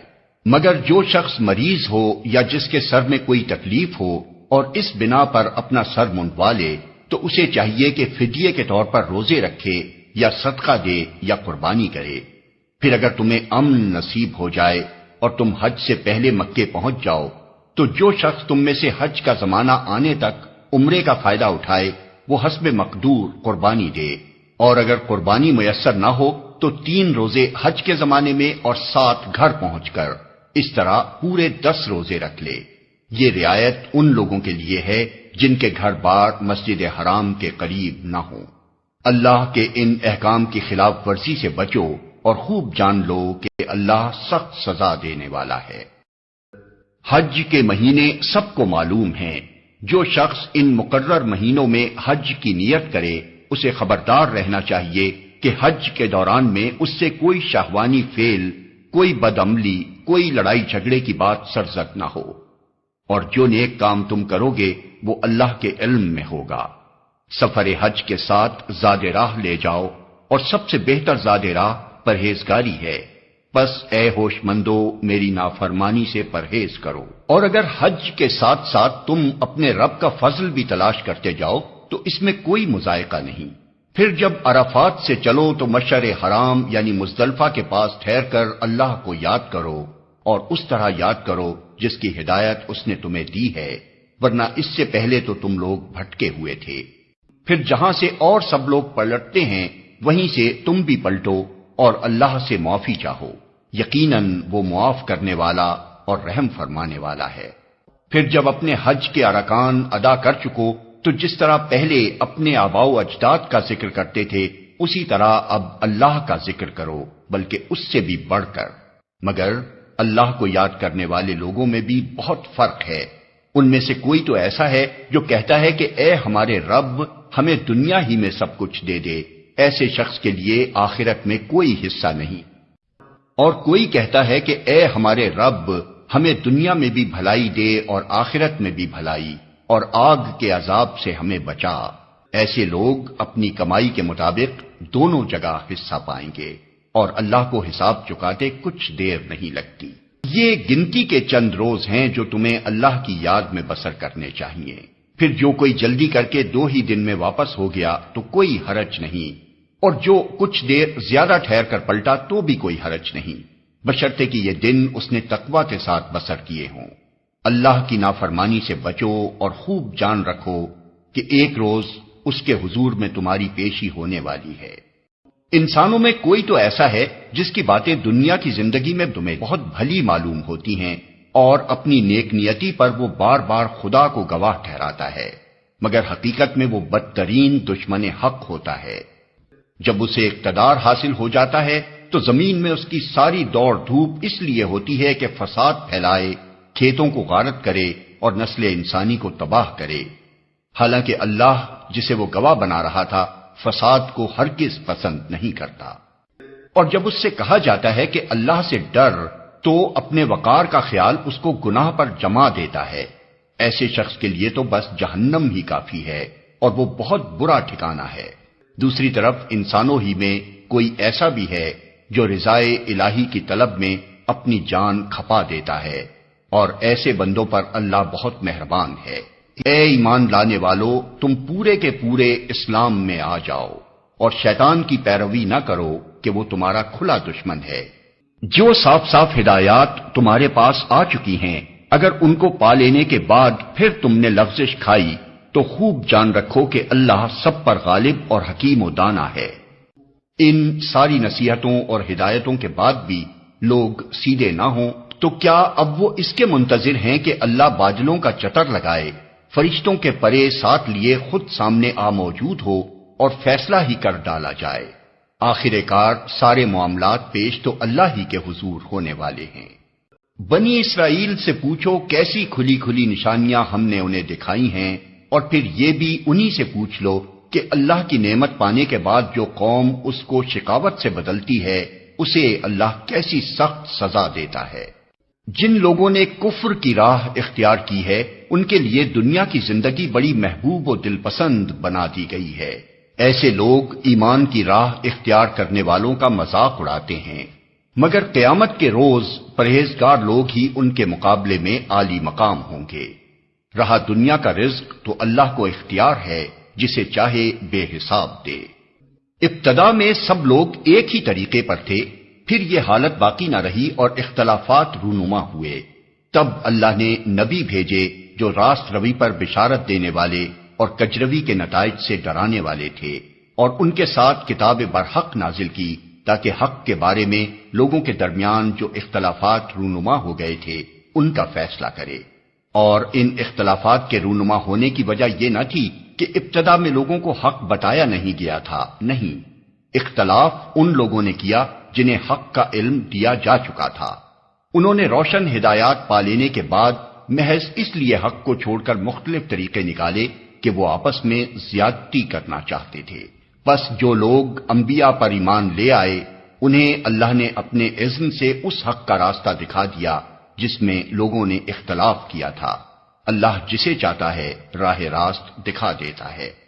پھر کیا تم لوگوں نے یہ سمجھ رکھا ہے کہ یوں ہی جنت کا داخلہ تمہیں مل جائے گا، حالانکہ ابھی تم پر وہ سب کچھ نہیں گزرا ہے جو تم سے پہلے ایمان لانے والوں پر گزر چکا ہے۔ ان پر سختیاں گزریں، مصیبتیں آئیں، ہلا مارے گئے، حتیٰ کہ وقت کا رسول اور اس کے ساتھی اہل ایمان چیخ اٹھے کہ اللہ کی مدد کب آئے گی۔ اس وقت انہیں تسلی دی گئی کہ ہاں اللہ کی مدد قریب ہے۔ لوگ پوچھتے ہیں ہم کیا خرچ کریں؟ جواب دو کہ جو مال بھی تم خرچ کرو اپنے والدین پر، رشتہ داروں پر، یتیموں اور مسکینوں اور مسافروں پر خرچ کرو، اور جو بھلائی بھی تم کرو گے اللہ اس سے باخبر ہوگا۔ تمہیں جنگ کا حکم دیا گیا ہے اور وہ تمہیں ناگوار ہے۔ ہو سکتا ہے کہ ایک چیز تمہیں ناگوار ہو اور وہی تمہارے لیے بہتر ہو، اور ہو سکتا ہے کہ ایک چیز تمہیں پسند ہو اور وہی تمہارے لیے بری ہو۔ اللہ جانتا ہے، تم نہیں جانتے۔ لوگ پوچھتے ہیں ماہ حرام میں لڑنا کیسا ہے؟ کہو اس میں لڑنا بہت برا ہے، مگر راہ خدا سے لوگوں کو روکنا اور اللہ سے کفر کرنا اور مسجد حرام کا راستہ خدا پرستوں پر بند کرنا اور حرم کے رہنے والوں کو وہاں سے نکالنا اللہ کے نزدیک اس سے بھی زیادہ برا ہے، اور فتنہ خوریزی سے شدید تر ہے۔ وہ تو تم سے لڑے ہی جائیں گے، حتیٰ کہ اگر ان کا بس چلے تو تمہیں اس دین سے پھیر لے جائیں۔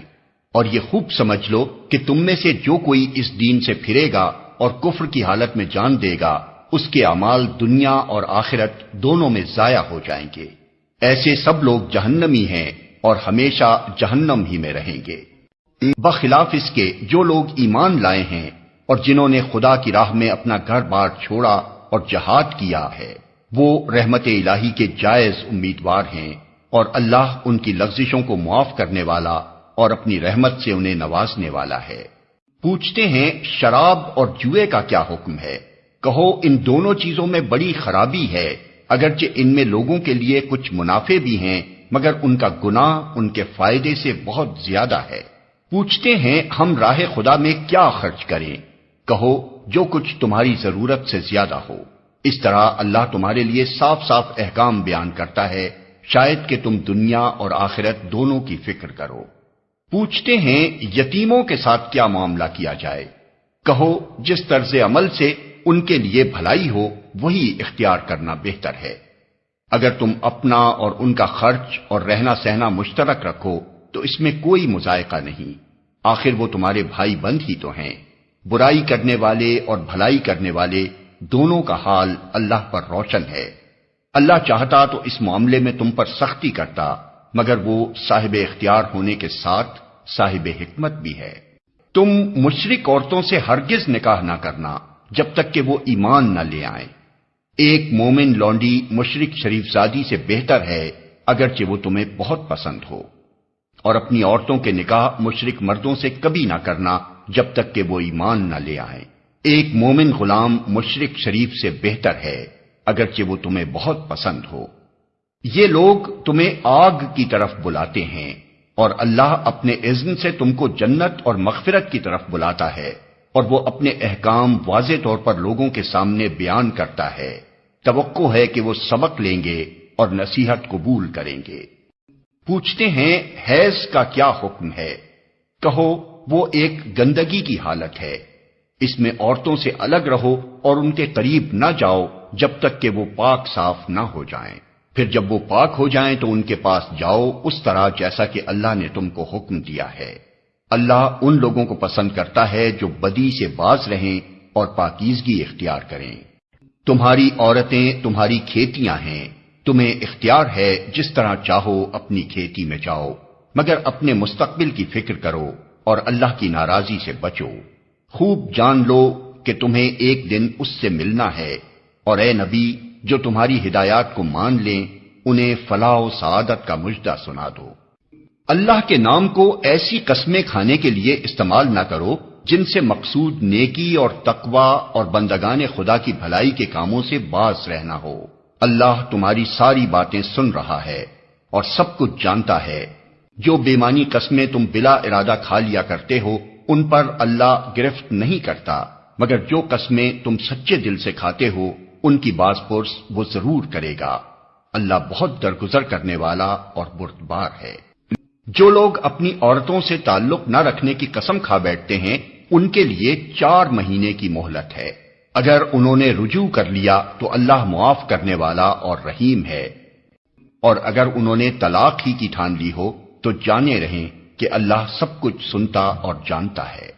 جن عورتوں کو طلاق دی گئی ہو وہ 3 مرتبہ ایام ماہواری آنے تک اپنے آپ کو روکے رکھیں، اور ان کے لیے یہ جائز نہیں ہے کہ اللہ نے ان کے رحم میں جو کچھ خلق فرمایا ہو اسے چھپائیں۔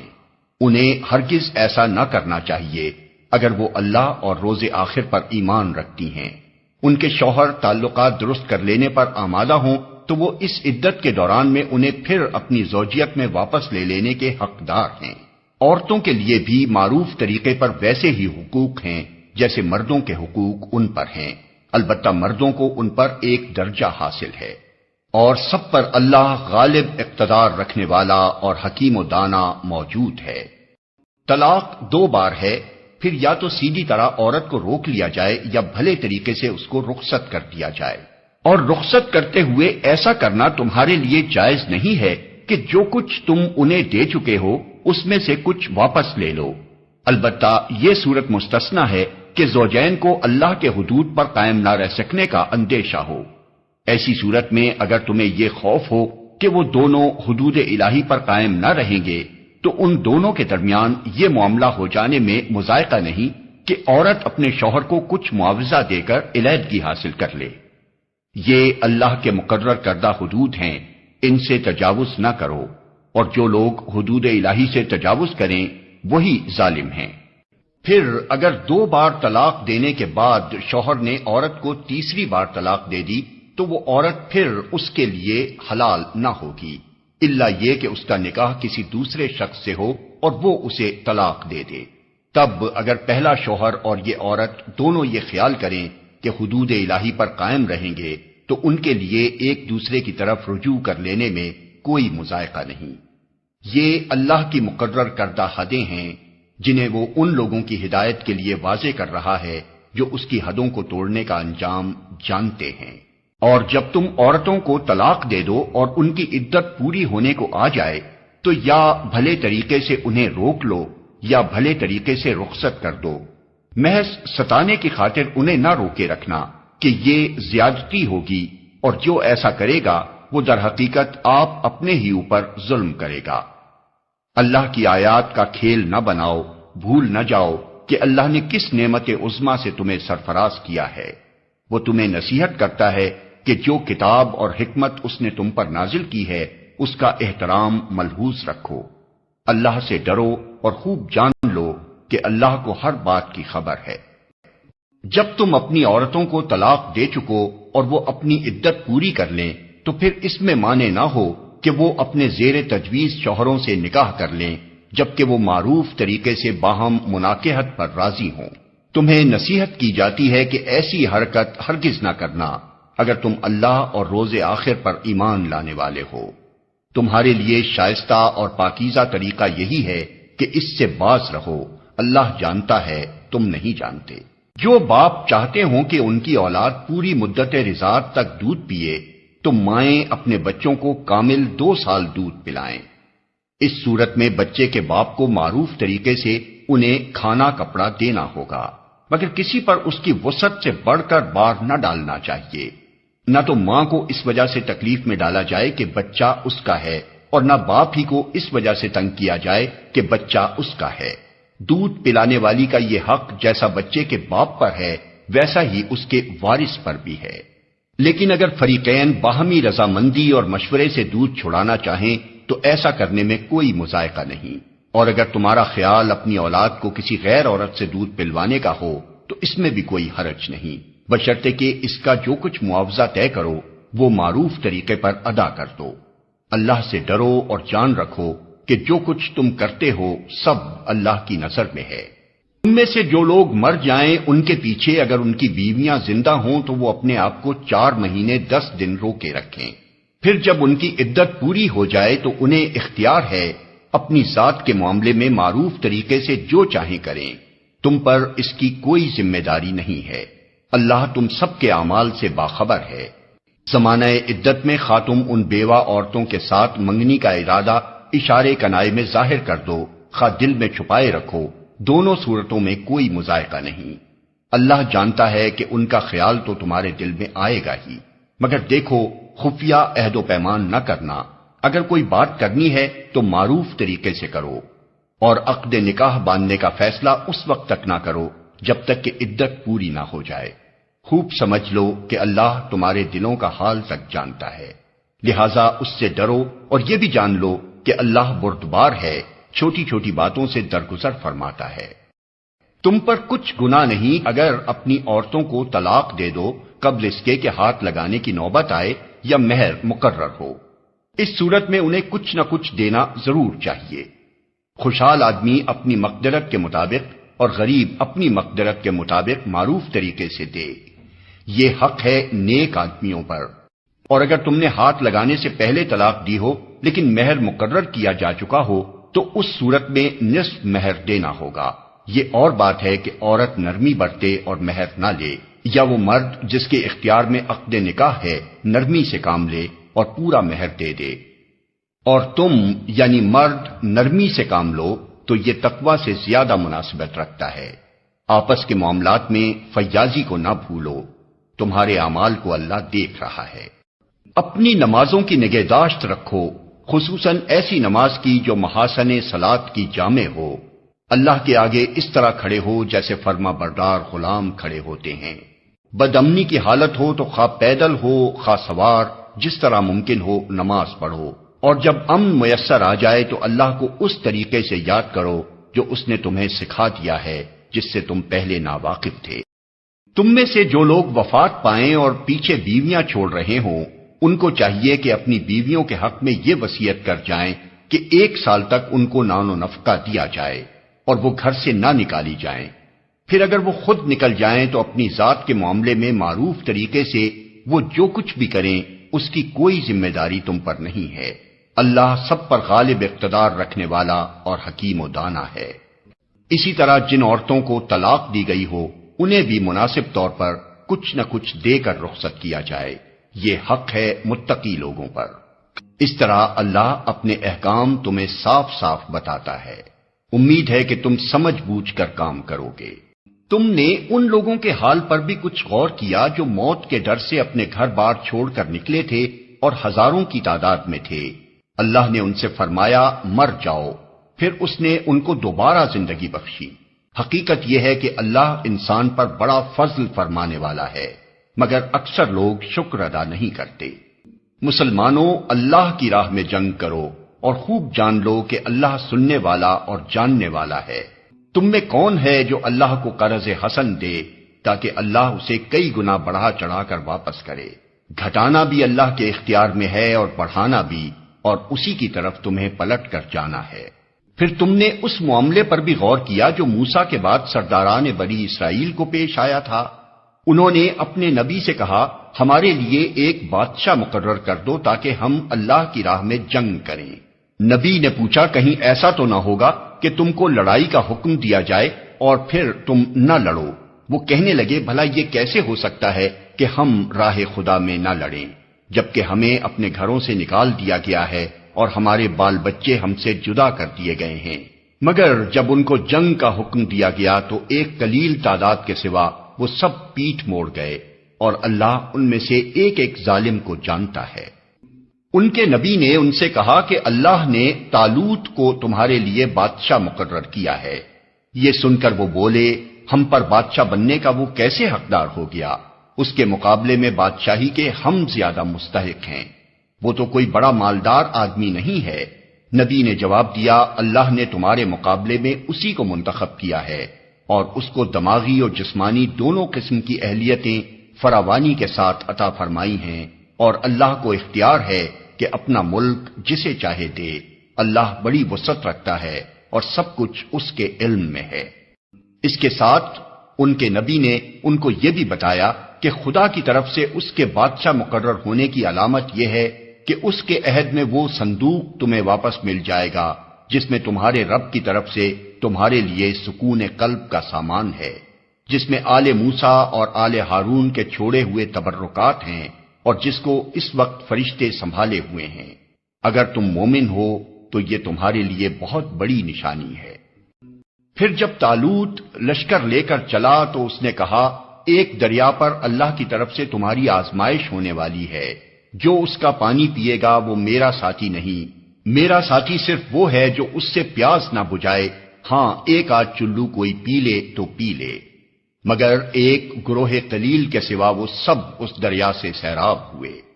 پھر جب طالوت اور اس کے ساتھی مسلمان دریا پار کر کے آگے بڑھے تو انہوں نے طالوت سے کہہ دیا کہ آج ہم میں جالوت اور اس کے لشکروں کا مقابلہ کرنے کی طاقت نہیں ہے۔ لیکن جو لوگ یہ سمجھتے تھے کہ انہیں ایک دن اللہ سے ملنا ہے، انہوں نے کہا بارہا ایسا ہوا ہے کہ ایک قلیل گروہ اللہ کے اذن سے ایک بڑے گروہ پر غالب آ گیا ہے۔ اللہ صبر کرنے والوں کا ساتھی ہے۔ اور جب وہ جالوت اور اس کے لشکروں کے مقابلے پر نکلے تو انہوں نے دعا کی اے ہمارے رب ہم پر صبر کا فیضان کر، ہمارے قدم جما دے اور اس کافر گروہ پر ہمیں فتح نصیب کر۔ آخر کار اللہ کے اذن سے انہوں نے کافروں کو مار بھگایا، اور داؤد نے جالوت کو قتل کر دیا، اور اللہ نے اسے سلطنت اور حکمت سے نوازا، اور جن جن چیزوں کا چاہا اس کو علم دیا۔ اگر اس طرح اللہ انسانوں کے ایک گروہ کو دوسرے گروہ کے ذریعے سے ہٹاتا نہ رہتا تو زمین کا نظام بگڑ جاتا، لیکن دنیا کے لوگوں پر اللہ کا بڑا فضل ہے کہ وہ اس طرح دفع فساد کا انتظام کرتا رہتا ہے۔ یہ اللہ کی آیات ہیں جو ہم ٹھیک ٹھیک تم کو سنا رہے ہیں، اور تم یقیناً ان لوگوں میں سے ہو جو رسول بنا کر بھیجے گئے ہیں۔ یہ رسول جو ہماری طرف سے انسانوں کی ہدایت پر مامور ہوئے، ہم نے ان کو ایک دوسرے سے بڑھ چڑھ کر مرتبے عطا کیے۔ ان میں کوئی ایسا تھا جس سے خدا خود ہم کلام ہوا، کسی کو اس نے دوسری حیثیتوں سے بلند درجے دیے، اور آخر میں عیسیٰ ابن مریم کو روشن نشانیاں عطا کیں اور روح پاک سے اس کی مدد کی۔ اگر اللہ چاہتا تو ممکن نہ تھا کہ ان رسولوں کے بعد جو لوگ روشن نشانیاں دیکھ چکے تھے وہ آپس میں لڑتے، مگر اللہ کی مشیت یہ نہ تھی کہ وہ لوگوں کو جبراً اختلاف سے روکے، اس وجہ سے انہوں نے باہم اختلاف کیا، پھر کوئی ایمان لایا اور کسی نے کفر کی راہ اختیار کی۔ ہاں اللہ چاہتا تو وہ ہرگز نہ لڑتے، مگر اللہ جو چاہتا ہے کرتا۔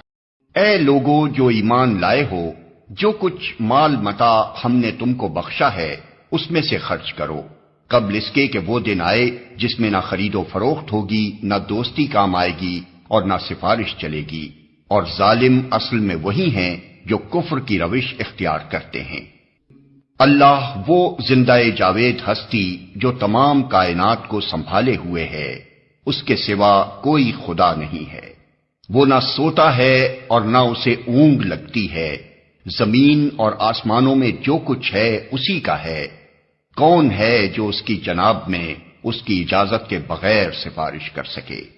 جو کچھ بندوں کے سامنے ہے اسے بھی وہ جانتا ہے، اور جو کچھ ان سے اوجھل ہے اس سے بھی وہ واقف ہے، اور اس کی معلومات میں سے کوئی چیز ان کی گرفت ادراک میں نہیں آ سکتی، الا یہ کہ کسی چیز کا علم وہ خود ہی ان کو دینا چاہے۔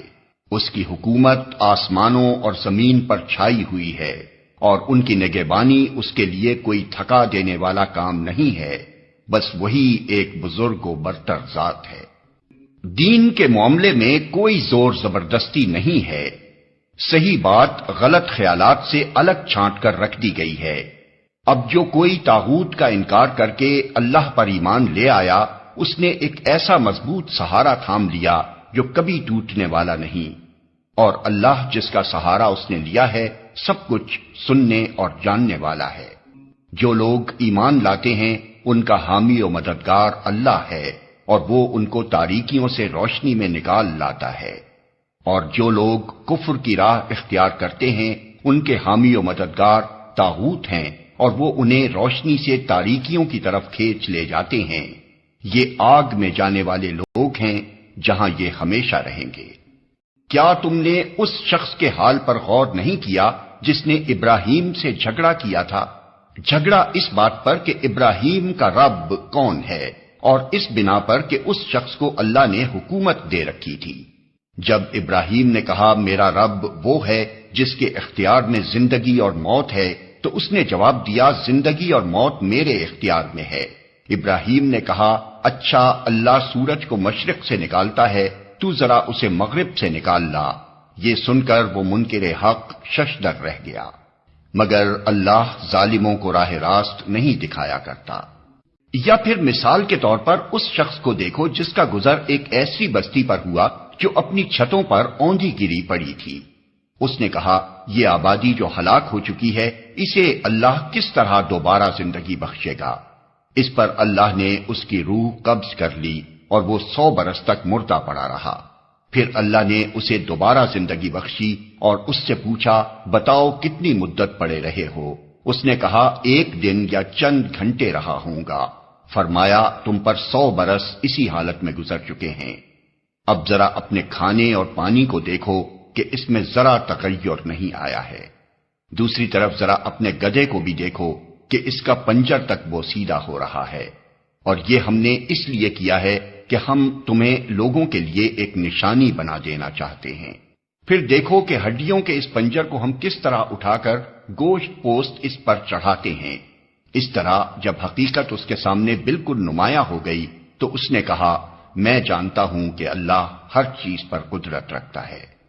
وہ واقعہ بھی پیش نظر رہے جب ابراہیم نے کہا تھا میرے مالک مجھے دکھا دے تو مردوں کو کیسے زندہ کرتا ہے؟ فرمایا کیا تو ایمان نہیں رکھتا؟ اس نے عرض کیا ایمان تو رکھتا ہوں مگر دل کا اطمینان درکار ہے۔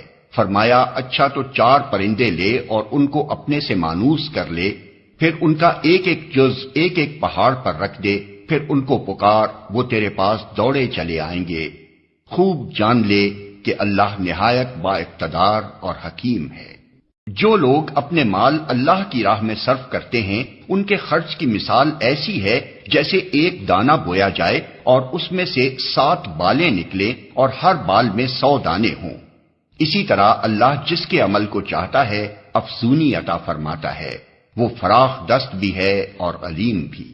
جو لوگ اپنے مال اللہ کی راہ میں خرچ کرتے ہیں اور خرچ کر کے پھر احسان نہیں جتاتے نہ دکھ دیتے ہیں، ان کا اجر ان کے رب کے پاس ہے اور ان کے لیے کسی رنج اور خوف کا موقع نہیں۔ ایک میٹھا بول اور کسی ناگوار بات پر ذرا سی چشم پوشی اس خیرات سے بہتر ہے جس کے پیچھے دکھ ہو۔ اللہ بے نیاز ہے اور بردباری اس کی صفت ہے۔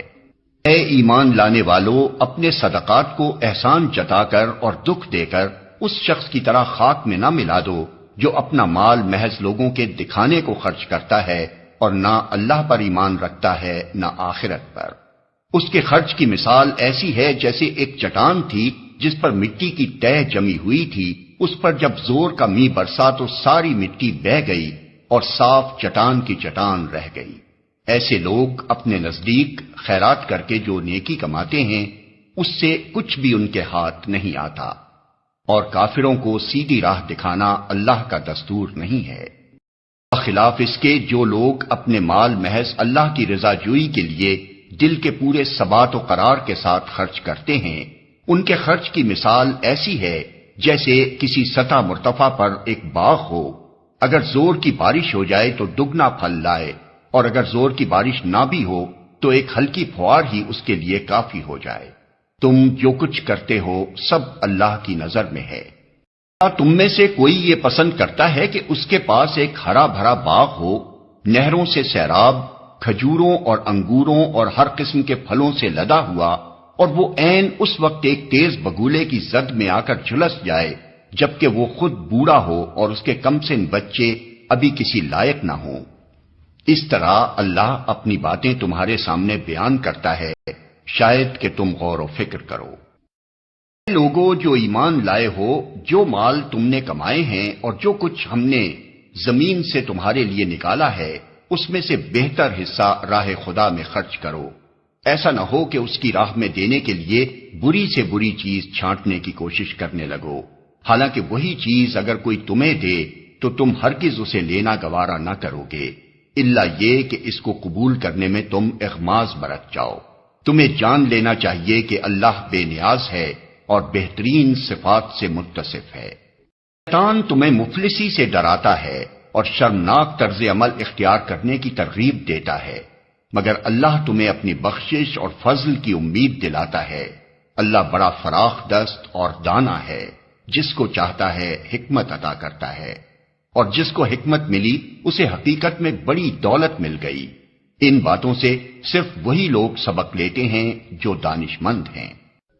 تم نے جو کچھ بھی خرچ کیا ہو اور جو نذر بھی مانی ہو، اللہ کو اس کا علم ہے اور ظالموں کا کوئی مددگار نہیں۔ اگر اپنے صدقات علانیہ دو تو یہ بھی اچھا ہے، لیکن اگر چھپا کر حاجت مندوں کو دو تو یہ تمہارے حق میں زیادہ بہتر ہے۔ تمہاری بہت سی برائیاں اس طرز عمل سے محو ہو جاتی ہیں، اور جو کچھ تم کرتے ہو اللہ کو بہرحال اس کی خبر ہے۔ لوگوں کو ہدایت بخش دینے کی ذمہ داری تم پر نہیں ہے، ہدایت تو اللہ ہی جسے چاہتا ہے بخشتا ہے، اور خیرات میں جو مال تم خرچ کرتے ہو وہ تمہارے اپنے لیے بھلا ہے۔ آخر تم اسی لیے تو خرچ کرتے ہو کہ اللہ کی رضا حاصل ہو، تو جو کچھ مال تم خیرات میں خرچ کرو گے اس کا پورا پورا اجر تمہیں دیا جائے گا، اور تمہاری حق تلفی ہرگز نہ ہوگی۔ خاص طور پر مدد کے مستحق وہ تنگ دست لوگ ہیں جو اللہ کے کام میں ایسے گھر گئے ہیں کہ اپنی ذاتی کسب معاش کے لیے زمین میں کوئی دوڑ دھوپ نہیں کر سکتے۔ ان کی خودداری دیکھ کر ناواقف آدمی گمان کرتا ہے کہ یہ خوشحال ہیں۔ تم ان کے چہروں سے ان کی اندرونی حالت پہچان سکتے ہو، مگر وہ ایسے لوگ نہیں ہیں کہ لوگوں کے پیچھے پڑ کر کچھ مانگیں۔ ان کی اعانت میں جو کچھ مال تم خرچ کرو گے وہ اللہ سے پوشیدہ نہ رہے گا۔ جو لوگ اپنے مال شب و روز کھلے اور چھپے خرچ کرتے ہیں ان کا اجر ان کے رب کے پاس ہے، اور ان کے لیے کسی خوف اور رنج کا مقام نہیں۔ مگر جو لوگ سود کھاتے ہیں ان کا حال اس شخص کا سا ہوتا ہے جسے شیطان نے چھو کر باولا کر دیا ہو، اور اس حالت میں ان کے مبتلا ہونے کی وجہ یہ ہے کہ وہ کہتے ہیں تجارت بھی تو آخر سود ہی جیسی چیز ہے، حالانکہ اللہ نے تجارت کو حلال کیا ہے اور سود کو حرام۔ لہذا جس شخص کو اس کے رب کی طرف سے یہ نصیحت پہنچے اور آئندہ کے لیے وہ سود خواری سے باز آ جائے تو جو کچھ وہ پہلے کھا چکا سو کھا چکا، اس کا معاملہ اللہ کے حوالے ہے، اور جو اس حکم کے بعد پھر اسی حرکت کا اعادہ کرے وہ جہنمی ہے جہاں وہ ہمیشہ رہے گا۔ اللہ سود کا مٹھ مار دیتا ہے اور صدقات کو نشو و نما دیتا ہے، اور اللہ کسی ناشکرے بدعمل انسان کو پسند نہیں کرتا۔ ہاں، جو لوگ ایمان لے آئیں اور نیک عمل کریں اور نماز قائم کریں اور زکوٰۃ دیں، ان کا اجر بے شک ان کے رب کے پاس ہے، اور ان کے لیے کسی خوف اور رنج کا موقع نہیں۔ اے لوگو جو ایمان لائے ہو، خدا سے ڈرو اور جو کچھ تمہارا سود لوگوں پر باقی رہ گیا ہے اسے چھوڑ دو اگر واقعی تم ایمان لائے ہو۔ لیکن اگر تم نے ایسا نہ کیا تو آگاہ ہو جاؤ کہ اللہ اور اس کے رسول کی طرف سے تمہارے خلاف اعلان جنگ ہے۔ اب بھی توبہ کر لو اور سود چھوڑ دو تو اپنا اصل سرمایہ لینے کے تم حقدار ہو۔ نہ تم ظلم کرو نہ تم پر ظلم کیا جائے۔ تمہارا قرضدار تنگ دست ہو تو ہاتھ کھلنے تک اسے مہلت دو، اور جو صدقہ کر دو تو یہ تمہارے لیے زیادہ بہتر ہے اگر تم سمجھو۔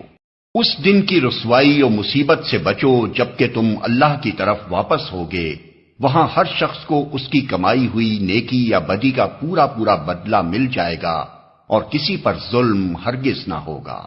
اے لوگو جو ایمان لائے ہو، جب کسی مقرر مدت کے لیے تم آپس میں قرض کا لین دین کرو تو اسے لکھ لیا کرو۔ فریقین کے درمیان انصاف کے ساتھ ایک شخص دستاویز تحریر کرے۔ جسے اللہ نے لکھنے پڑھنے کی قابلیت بخشی ہو اسے لکھنے سے انکار نہ کرنا چاہیے۔ وہ لکھے اور املا وہ شخص کرائے جس پر حق آتا ہے، یعنی قرض لینے والا، اور اسے اللہ اپنے رب سے ڈرنا چاہیے کہ جو معاملہ طے ہوا ہو اس میں کوئی کمی بیشی نہ کرے۔ لیکن اگر قرض لینے والا خود نادان یا ضعیف ہو یا املا نہ کرا سکتا ہو تو اس کا ولی انصاف کے ساتھ املا کرائے۔ پھر اپنے مردوں میں سے 2 آدمیوں کی اس پر گواہی کرا لو، اور اگر 2 مرد نہ ہوں تو 1 مرد اور 2 عورتیں ہوں، تاکہ ایک بھول جائے تو دوسری اسے یاد دلا دے۔ یہ گواہ ایسے لوگوں میں سے ہونے چاہیے جن کی گواہی تمہارے درمیان مقبول ہو۔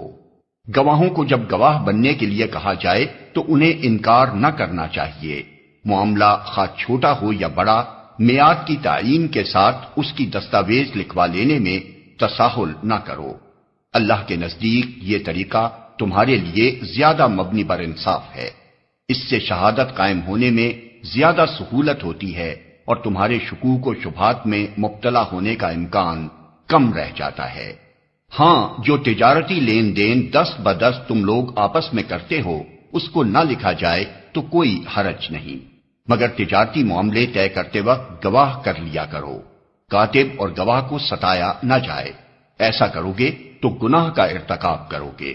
اللہ کے غضب سے بچو، وہ تم کو صحیح طریقے عمل کی تعلیم دیتا ہے اور اسے ہر چیز کا علم ہے۔ اگر تم سفر کی حالت میں ہو اور دستاویز لکھنے کے لیے کوئی کاتب نہ ملے تو رہن بالقبض پر معاملہ کرو۔ اگر تم میں سے کوئی شخص دوسرے پر بھروسہ کر کے اس کے ساتھ کوئی معاملہ کرے تو جس پر بھروسہ کیا گیا ہے اسے چاہیے کہ امانت ادا کرے اور اللہ اپنے رب سے ڈرے، اور شہادت ہرگز نہ چھپاؤ۔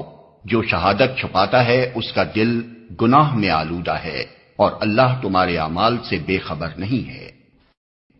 آسمانوں اور زمین میں جو کچھ ہے سب اللہ کا ہے۔ تم اپنے دل کی باتیں خواہ ظاہر کرو یا چھپاؤ، اللہ بہرحال ان کا حساب تم سے لے لے گا۔ پھر اسے اختیار ہے جسے چاہے معاف کر دے اور جسے چاہے سزا دے، وہ ہر چیز پر قدرت رکھتا ہے۔ رسول اس ہدایت پر ایمان لایا ہے جو اس کے رب کی طرف سے اس پر نازل ہوئی ہے، اور جو لوگ اس رسول کے ماننے والے ہیں انہوں نے بھی اس ہدایت کو دل سے تسلیم کر لیا ہے۔ یہ سب اللہ اور اس کے فرشتوں اور اس کی کتابوں اور اس کے رسولوں کو مانتے ہیں، اور ان کا قول یہ ہے کہ ہم اللہ کے رسولوں کو ایک دوسرے سے الگ نہیں کرتے۔ ہم نے حکم سنا اور اطاعت قبول کی۔ مالک، ہم تجھ سے خطا بخشی کے طالب ہیں اور ہمیں تیری ہی طرف پلٹنا ہے۔ اللہ کسی متنفس پر اس کی مقدرت سے بڑھ کر ذمہ داری کا بوجھ نہیں ڈالتا۔ ہر شخص نے جو نیکی کمائی ہے اس کا پھل اسی کے لیے ہے، اور جو بدی سمیٹی ہے اس کا وبال اسی پر ہے۔ ایمان لانے والو، تم یوں دعا کیا کرو، اے ہمارے رب، ہم سے بھول چوک میں جو قصور ہو جائیں ان پر گرفت نہ کر۔ مالک، ہم پر وہ بوجھ نہ ڈال جو تو نے ہم سے پہلے لوگوں پر ڈالے تھے۔